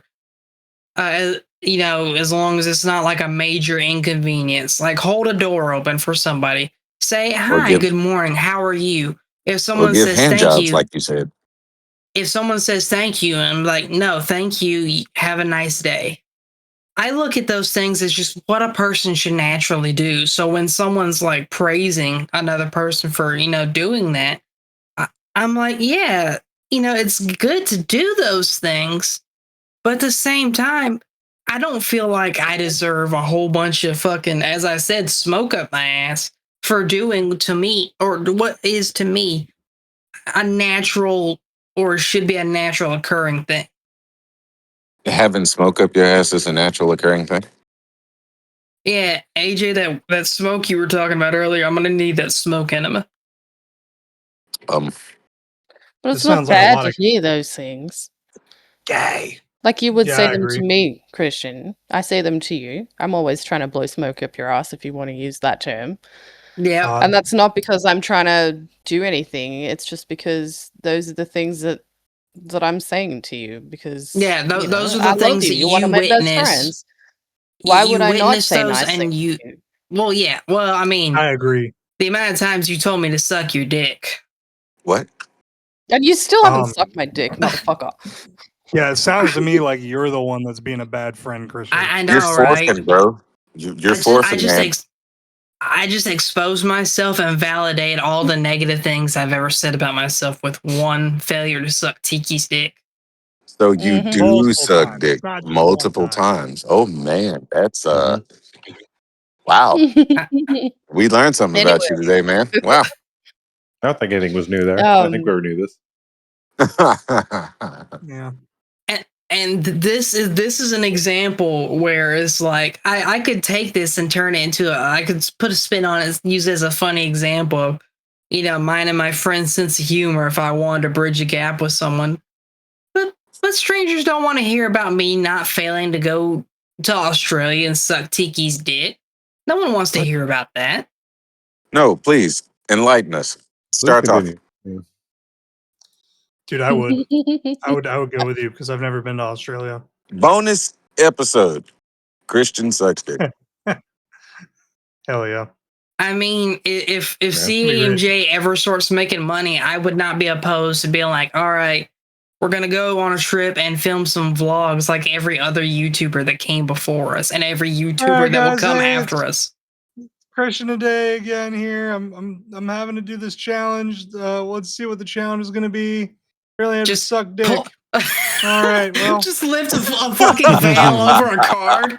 It's like, is that saying what I think it does? And then another curtain reveals and it's just Tiki standing behind it. Yeah. Boy. I'll have to find that dick for you, Christian. It's in my I just cupboard imagined somewhere. it was going to be like a fucking 13-inch strap on or something. Oh God. Okay. Yeah. Well, he knows what he wants. He wants what he wants. Get it to him. Let it happen. Shut the fuck up, AJ. There it is. Get him in there. You heard it first, ladies and gentlemen. No bleeping it out. Put it on the screen in big bold letters. Christian wants a 13. Editor's note, slow-mo, echoey replay, AJ complete wants with the to watch. reverb. I just imagine it was gonna be like a fucking 13-inch strap on or something. AJ wants to watch. I want to watch. I mean, look, $20 is $20, man. That's all I'm saying. And I'm just going to let that happen.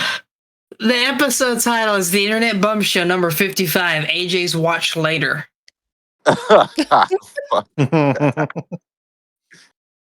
I do like remixes of the video and shit. Like I have like just random stuff floating around while Christian's doing. I'm like, oh yeah, that's the shit right there. Go ahead. Just pre-record some voice lines to play on a loop. So while you're just sitting there watching some dude play fucking Armor Core on YouTube, it's just you hear me go, "Oh yeah, that's it. That's it right there." Stop. No. I think we need to take a break after that. Yeah, we need to take a break. That was 70% of my personality. Yeah, we need to just take this out, man. There are kids that watch this. Come on, dude. AJ went from uncensored to take the whole fucking thing out. Yeah. I'm with him. The backpedaled so hard, it's a wonder he did not fall and crack the back of his head open. Wow. Black on crack. What's up? I'm fine. if everyone was more open about their mental health, do you think the world would be better and more understanding, or do you think the world would be more crass and judgmental?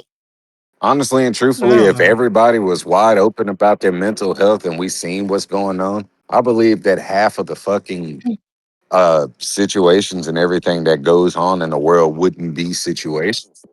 Because some people do have little man syndrome, and some people do have God complexes and everything. We'll be able to come together and talk about everything like a fucking people instead of being divided and shit like that. We would realize and recognize that folks that we have in office, we don't need to have them in office. Or folks that are in the police force or the military don't need to be in there. Like, honestly and truthfully, if everybody started talking about the shit that's going on in their mind a hell of a lot more on a day-to-day basis, there would be a lot less like activity. And I'm not even going to say criminal activity, just a lot less activity that would have everybody looking at their neighbor like they're a fucking suspect. It's just like, hey, you know, if I come off a certain way, I'm dealing with depression, or I'm dealing with anxiety, or there was a trigger, or there was a response or something like that. And I'm not saying, you know, rub it in their face what you're dealing with and shit like that, or the person rub it in your face, because you have to have like a boundary or like a guideline for something to go by. Just if you were transparent and honest about it and you didn't rub it in somebody's face, yeah, we would be a hell of a lot farther. Like we would know how to go about certain situations instead of just labeling, oh, you got this, take this pill, or you got this, go to this doctor and stuff like that. Or maybe you don't need to go and kill random woodland creatures to make yourself feel better. Like you don't need that shit because it's a snowball effect. One thing, you do one thing, and then you don't stop it, the snowball gets bigger up until the point, oh God, there was a mass shooting. Or, oh God, there was a bombing. Or, oh God, we're going to war. Or we have this going on. It's Or, oh legit. God, Jake finally put that dude through a fucking wall alongside the therapist. Jake's gonna do that anyway. It doesn't matter what it is. So just let that happen. Just be honest. Ain't that right, Luna? What we say? I didn't say walk over here. God damn it. Why are you? Jesus, Luna. Come on, bro. All right. What are you doing? Everybody else. More, better and more understanding, or crass and judgmental? You're gonna be judgmental anyway. Hell, fuck it. I think it just depends. You know, like if it changed like overnight, there would still be some kind of adjustment. But if it was like that from the beginning, then you know we would be in a different era. Yeah, I don't know. Yeah. I think the question is also, would it be everybody like too? Go ahead. Well, yeah, like when I say everyone, if everyone was more open, I mean everyone. It would still be weird overnight, like you say. It will. Yeah. Maybe if it was like that, just everyone's attitude just changed. Then it there would be more understanding, more it would be managed better. Yeah. Which would be great, but you know, it's not like that, I guess. Yeah. Isn't the world sucks? Half of the population sucks. We need a purge. But if I say things like that, they would look at me like I'm the crazy one. Okay. If you say things like that, Jake's therapist will report you to the authorities. Of course. And be like, I know where you live. Like, you can't say shit because, you know, you can dox their location, which is fairly simple from what I've learned in college. So you just have to be mindful. You legit have to be mindful about everything that's going on. But as far as being transparent, like, I support that like 110%. Like, let somebody know what the fuck's going on with you and don't hold it in. Because we don't want to read about anybody that we're close to going off of the fucking deep end because somebody said some shit that they didn't like. Yeah. Yeah. What was that? Jake, Mike, your answers. There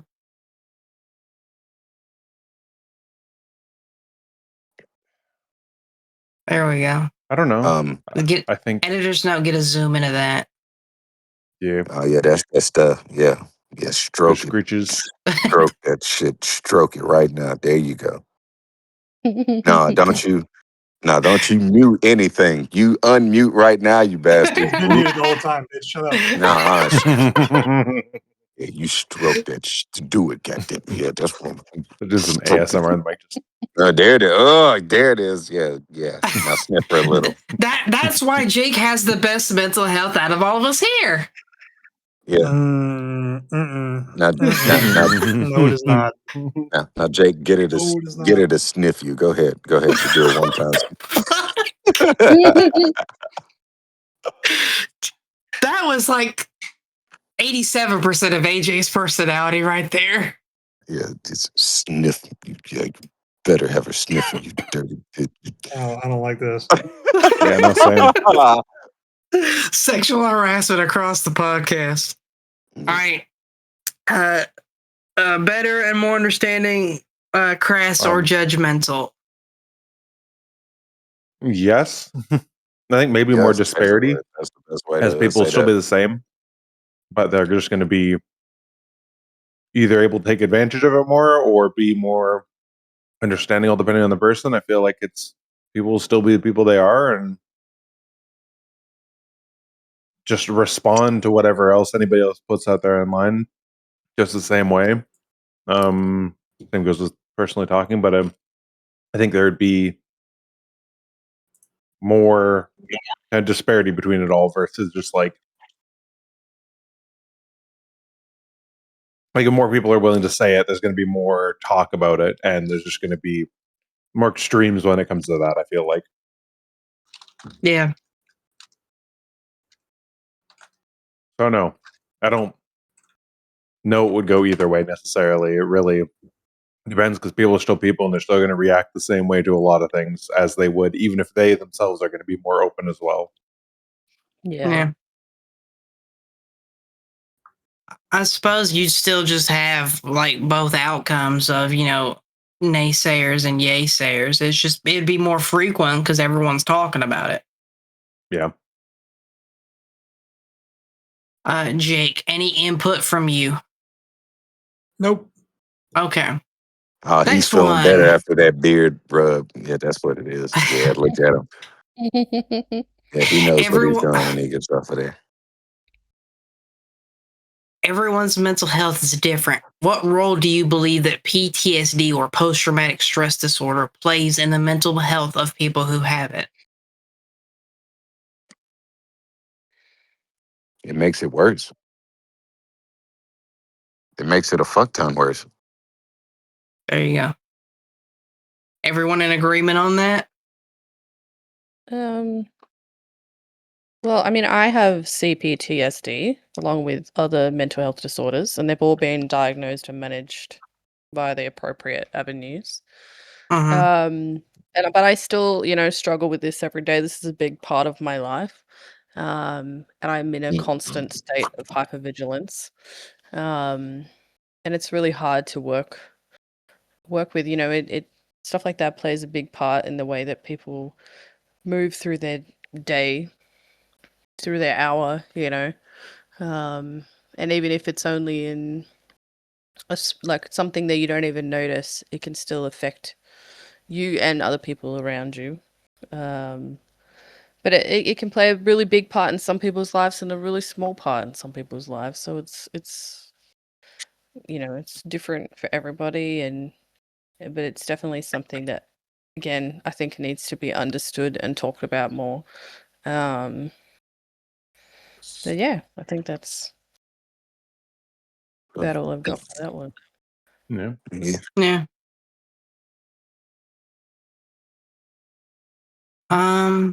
Next question. This is the last question, then we've got one more thing, and then light at the end of the tunnel. There is no one-size-fits-all solution to mental health struggles, but what is one piece of advice that you feel helps the most people possible? Be willing to talk. Read the 4 agreements.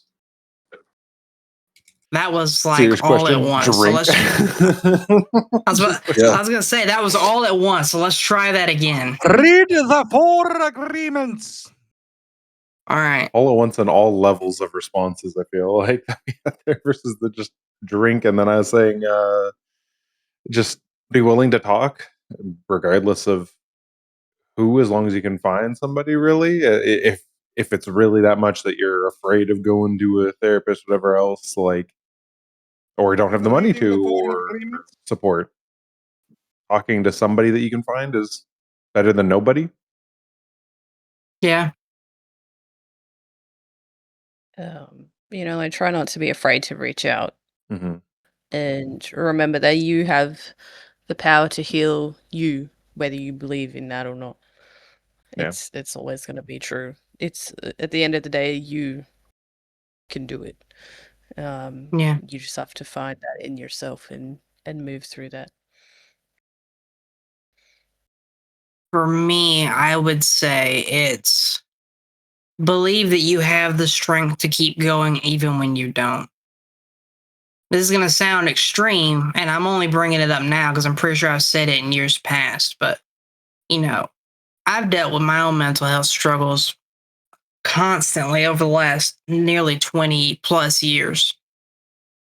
And there has seldom been a day where, even if I didn't think about killing myself, I thought about what the world would be like without me in it.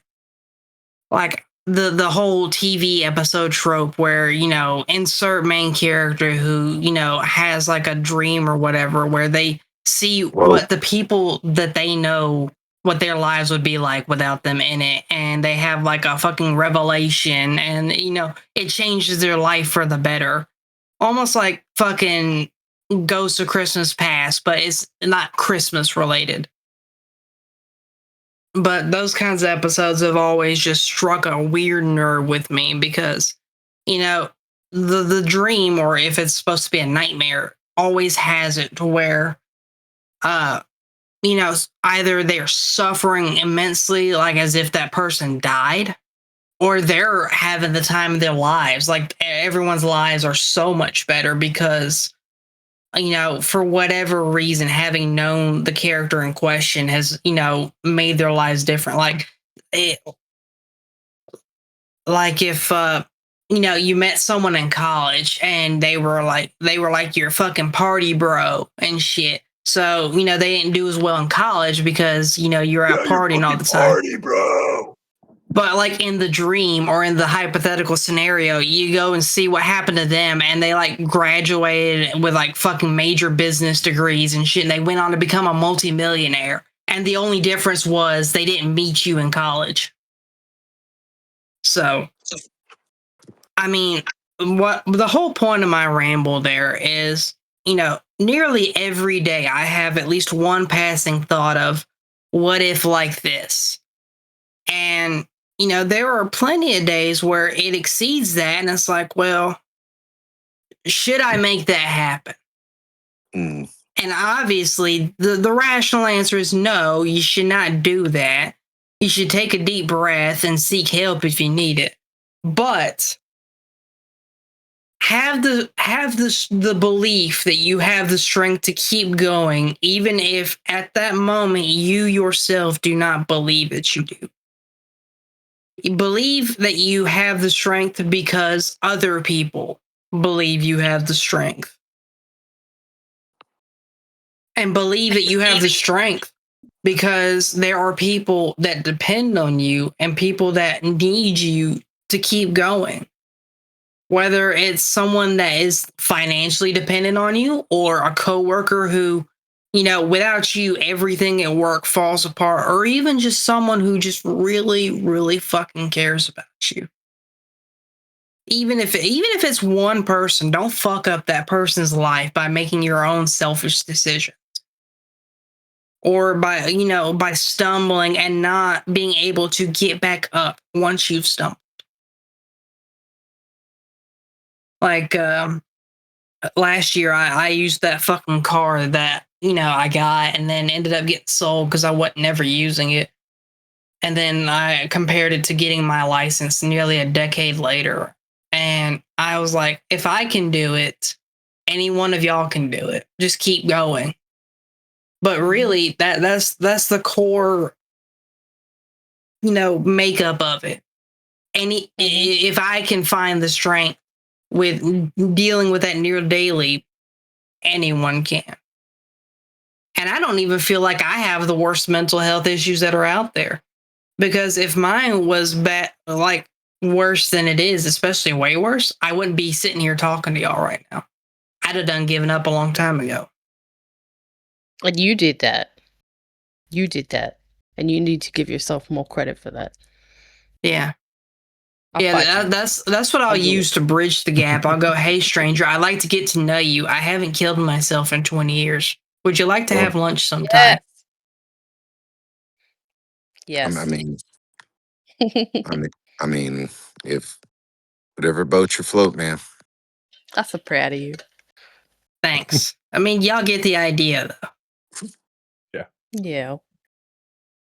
I don't know if anyone else got to answer. Oh, wait, no. You all gave your answers because AJ said drinking. Mike gave his answer. T gave her answer. And Jake's answer was read the 4 agreements. Read the 4. Yep. Okay, does anyone have anything they want to add to the end of the questionnaire before we move on to the other piece? No, don't think so. All right. So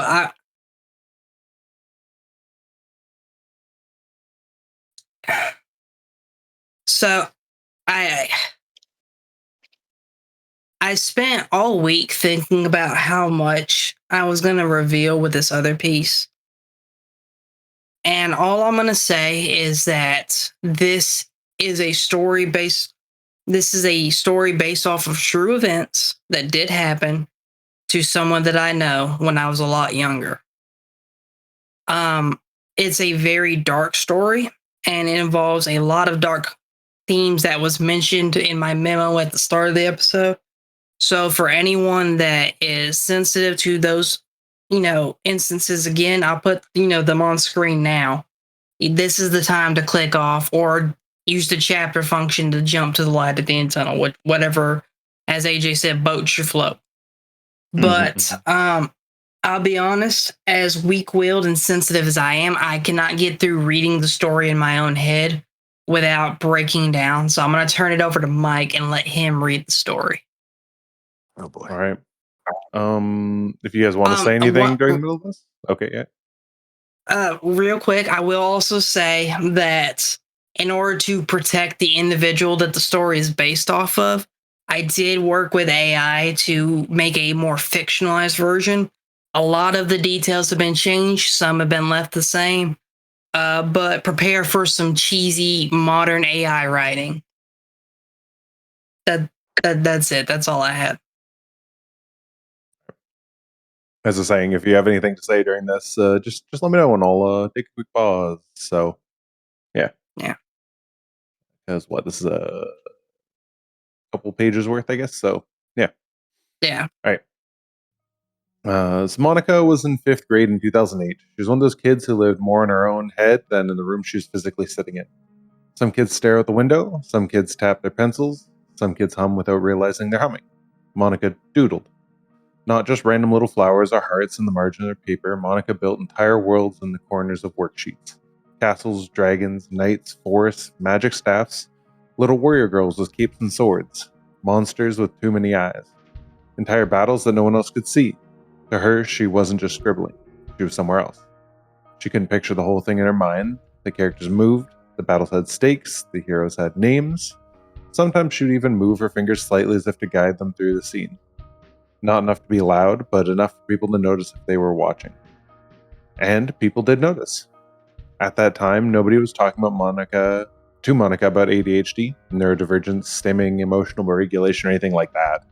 If any adults had those thoughts, they never said them where she could hear them. To the people around her, Monica was just distracted, weird, daydreamy, not paying attention, maybe even choosing not to care. But Monica did care. She just didn't always know how to stay anchored in the same world everyone else was in. One day during social studies part of class, the teacher had everyone following along with the textbook. Monica was supposed to be listening, and instead she was drawing in the margin of her notebook. Some fantasy battle probably, a girl with a sword standing between a village and a monster, something like that. The teacher noticed. After the passage finished, the class reached one of those checkpoint questions, the kind where everyone is supposed to have been listening. So, the teacher called on Monica. Monica looked up, startled, and threw out the first answer she thought she remembered hearing. It wasn't just wrong, it was the kind of wrong answer that made it obvious she had only caught the fragments of the lesson.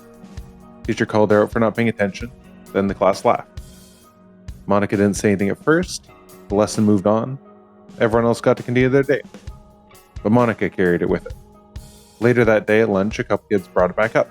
They made jokes about her answer, they joked about her drawings. One of them said something about how maybe the dragon queen in her notebook could answer the question for her next time. Monica was already holding too much.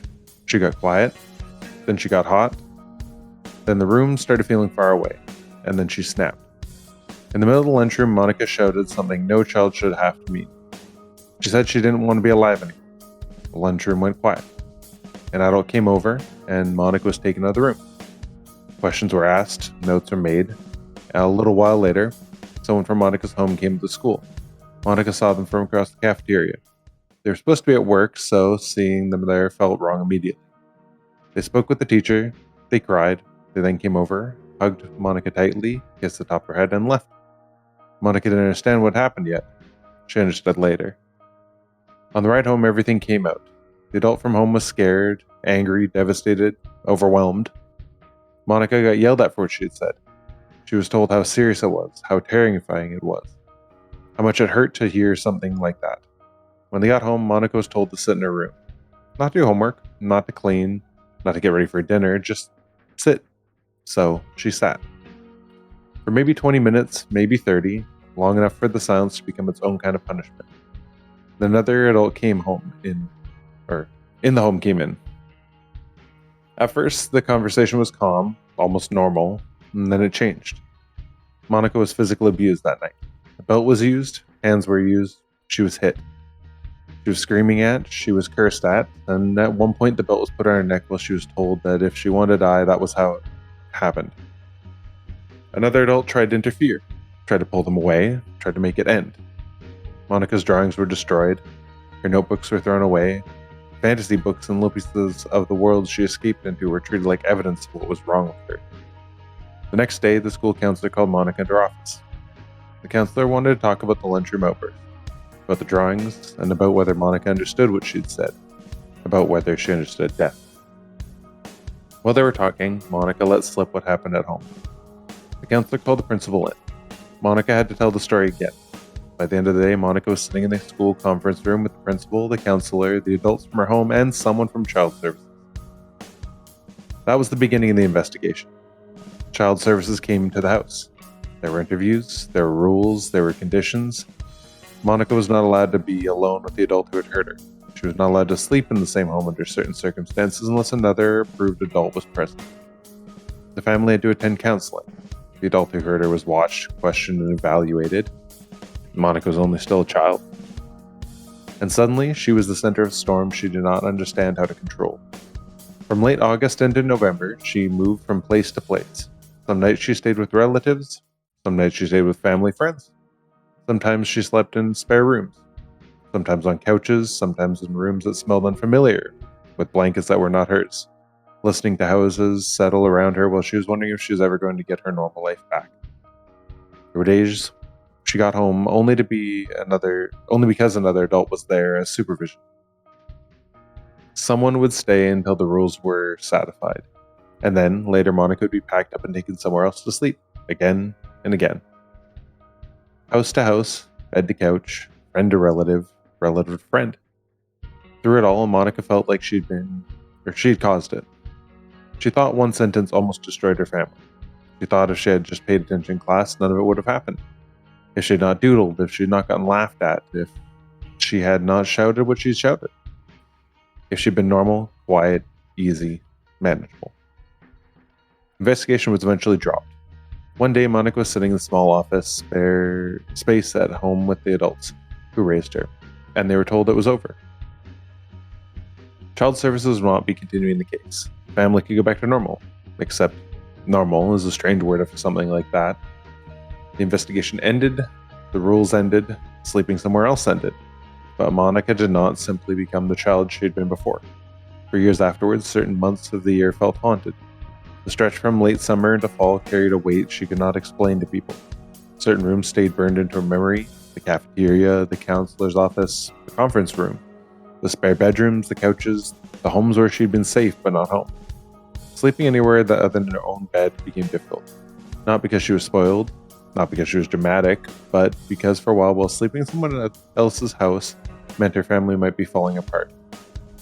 As Monica got older, she learned words that nobody had given her when she was young: ADHD, stimming, emotional dysregulation, coping mechanisms, intrusive thoughts, and trauma responses. Every new word came with relief. Every new word came with grief. Because maybe she had not been broken. And maybe if one person understood her differently back then, the whole thing would not have happened the way it did.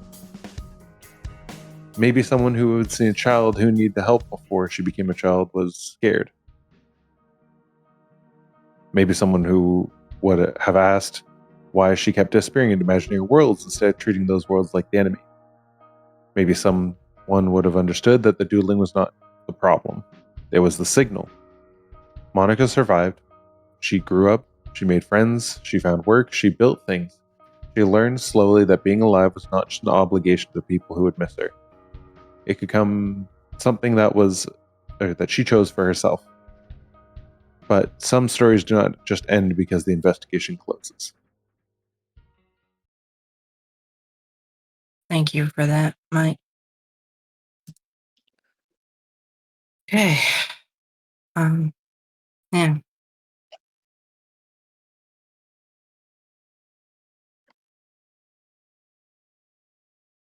That person that the story's based off of is doing a lot better now than they were then, obviously. But it kind of goes back to what I was saying before. You got to have the belief that you have the strength to keep going, because they almost did not make it out of that situation. And I can only imagine what that girl thinks about when she looks back on what would have happened if things ended differently. Whether she never got to go home to her family, or if the day she was punished for her outburst, if something worse could have happened. But yeah. Does anyone have anything they want to add on to that before we move on to the light at the end of the tunnel? I mean, I think stories like that are really important to share with people. It can help other people think about maybe something similar that's happened to them, and it can show them that maybe they can do it, they can get through it, and stuff like that. Yeah. Yeah, I definitely think that, like what we've been talking about, it's talking to people about our feelings and all those kinds of things. So yeah. As cliche as it is, say too much on it, but as cliche as it is, shit can always be worse. Yeah. Like things can always be worse. And just because, like I use me for an example, because like I said, this is one of those situations where you don't want to speak for someone else. You can only speak for you because you're the one that went through it. You're the one that goes through it. So when things like that happen,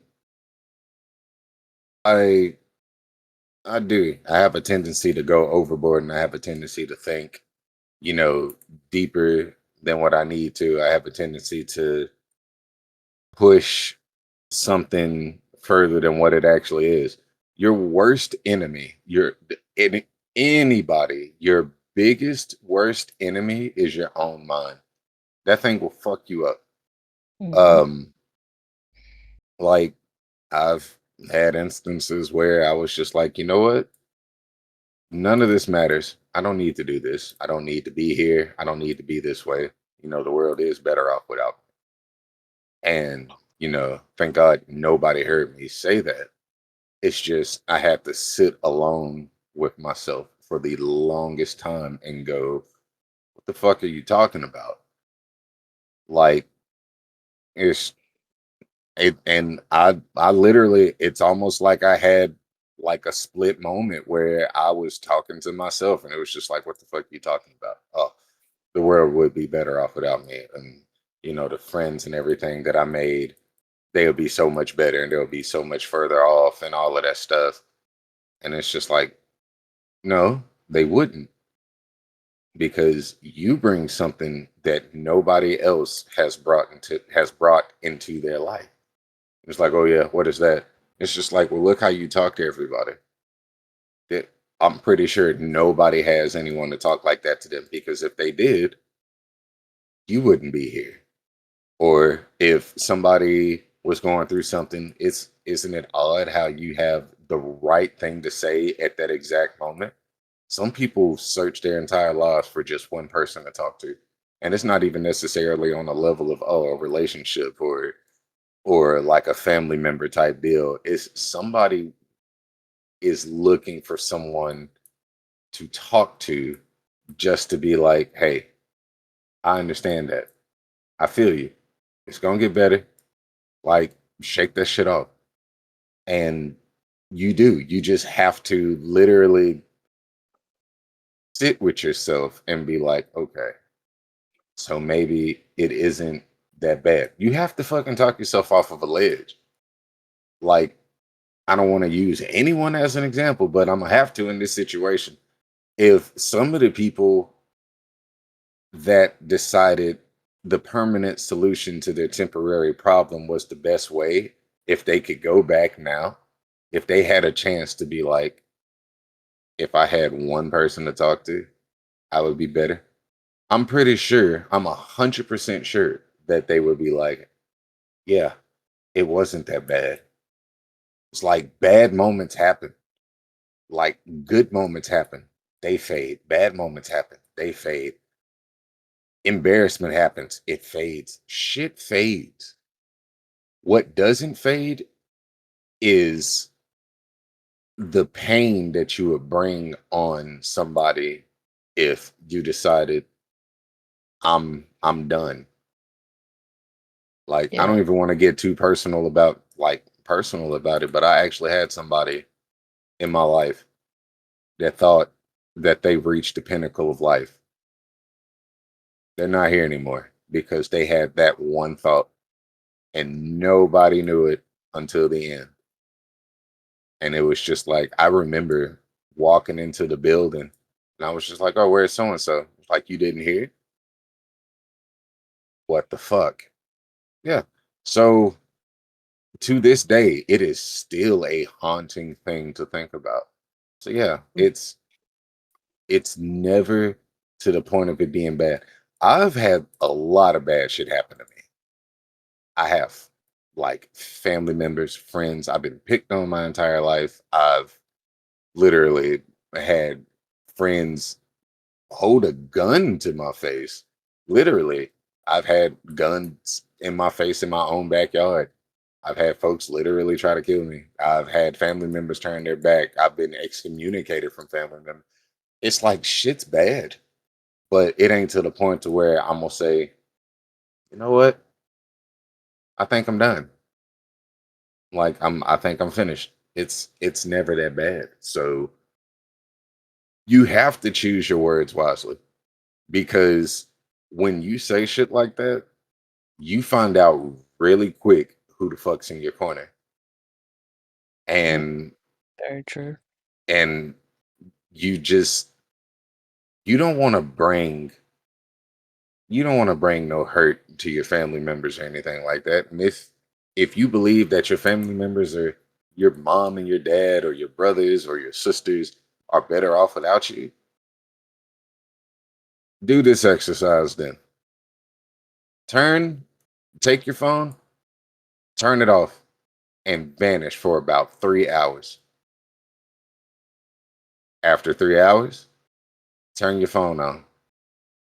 And if your shit is not flooded with missed calls, text messages, Discord messages, fucking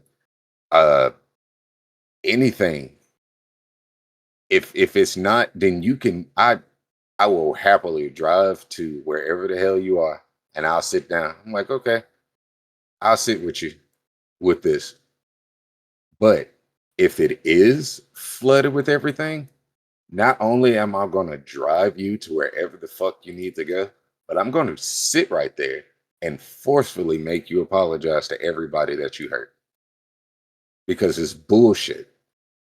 The world is already fucked. And you do not want to add to it. Never. Don't ever add to that shit. You are a light to somebody, even if you don't realize it. I had to learn that. It sucks. It's a really bad lesson to learn. But you are a light to somebody, whether you believe it or not. So when someone says to keep fucking pushing, you goddamn it, you keep pushing. Don't stop. Don't ever stop, dude. And that goes to like everybody in here. Just don't stop. If somebody doesn't want to be around you, fuck them. They're not for you. But the people that want to be around you are definitely going to be there. And I guarantee you, they are going to hurt if you're gone. Yeah. So, like, these are the thoughts in my head on a daily basis.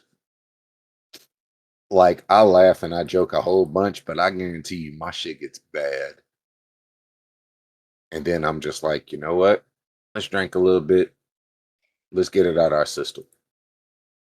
Because the longer it festers, that dark reality or that dark dream has a tendency to become a reality. And you never want to have that happen. So, yeah, keep pushing. Anything from anybody else? I think it pretty much covered it. Yeah. All right. Episodes like this are exactly why the light at the end of the tunnel exists. Your light at the end of the tunnel reflection question for this episode is short, sweet, and simple. It's what made you get out of bed today? You. That's true. Tiki was asleep before this podcast because it's 14 hours ahead over in Australia. 14, 15, somewhere in that range. I'm checking. In the Change was there. meantime, 15, yeah. Yeah, so Mike, AJ, what made y'all get out of bed today?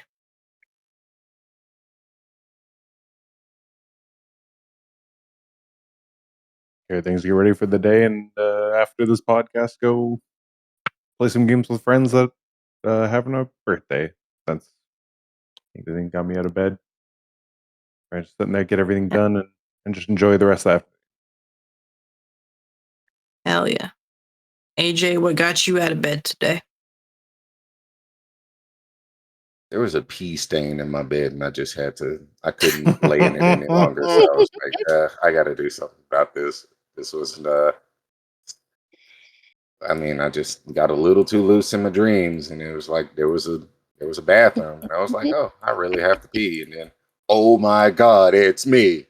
No. AJ, you are the bright spot in my life, my friend. That's what I have You're to the say. piss stain on his bed. You're the piss stain on your bed. That motivates me to get up. Hell yeah. Dude, the shit, what? Hell, dude, like I said, I pray a lot. Like, that's my bread and butter. Like, yeah. I just keep it moving. Like, I pray, I fight so much shit. What makes me get up is there are things that got to be done. There are people that need help, and I may not know them personally or anything like that, but I gotta keep going. I gotta get up because you never know. You may be the one light that somebody needs to see to make them change everything. So it's just like, fuck it, we ball. Let me get up. Let me move. Let me go wash my mattress because pee stains are a real thing. Let me just keep going. Just don't fucking stop, man. Yeah. That and bed sores suck, so you can't really just lay in bed all day. Yeah. They already classify black people as lazy, and I don't want to be a statistic any longer than I have to be. Thank you. So there we go. Yeah. All right. Yeah. Hey, we made it 3 hours before AJ did a fucking soundboard, so I consider that an accomplishment. Oh my god, fuck you, dude. I know you stay. All right. It's time for the outro. What's the first thing that comes to your mind? And go, everybody. Yeah, go ahead. Whoever wants to go first, I don't give a shit. First or most random thing on your mind. My house is a mess. It's a big mess. Tiki's house is a mess. Don't like it. Mike, AJ, first or most random thing on your mind. Damn. Just damn. Appropriate response to this episode. Yeah. AJ. Water companies don't actually sell you water. They actually create the plastic that houses the water. So why are they called water companies if they do that? AJ's gonna get assassinated by Big Water. Yeah. All right. This has been the Internet Bum Show. You can find AJ, twitch.tv/Alfred_Solidus. You can find Mike, twitch.tv/Mike or Mike. _yo_face. You can find Jake wherever the fuck he went. Twitch.tv/UnderpassJoe. Tiki, do you have anything you want to plug? No. Okay. AJ, if you're sitting. If you're sitting at a table and you're waiting on the waiter, doesn't that make you the waiter since you're waiting? Shut the I've heard this one fuck before up, already. AJ. Oh, first time I heard that. Fuck off, AJ. This has been the Internet Bum Show. As far as my closing words, have faith. Have faith that you have the strength to keep going. If you or someone you know is experiencing crisis and are in need of assistance in mental health and you're located in the United States or Canada, the number is 988. It's never too late to get help until it is. Thank you and good night. Love, peace, chicken grease, everybody.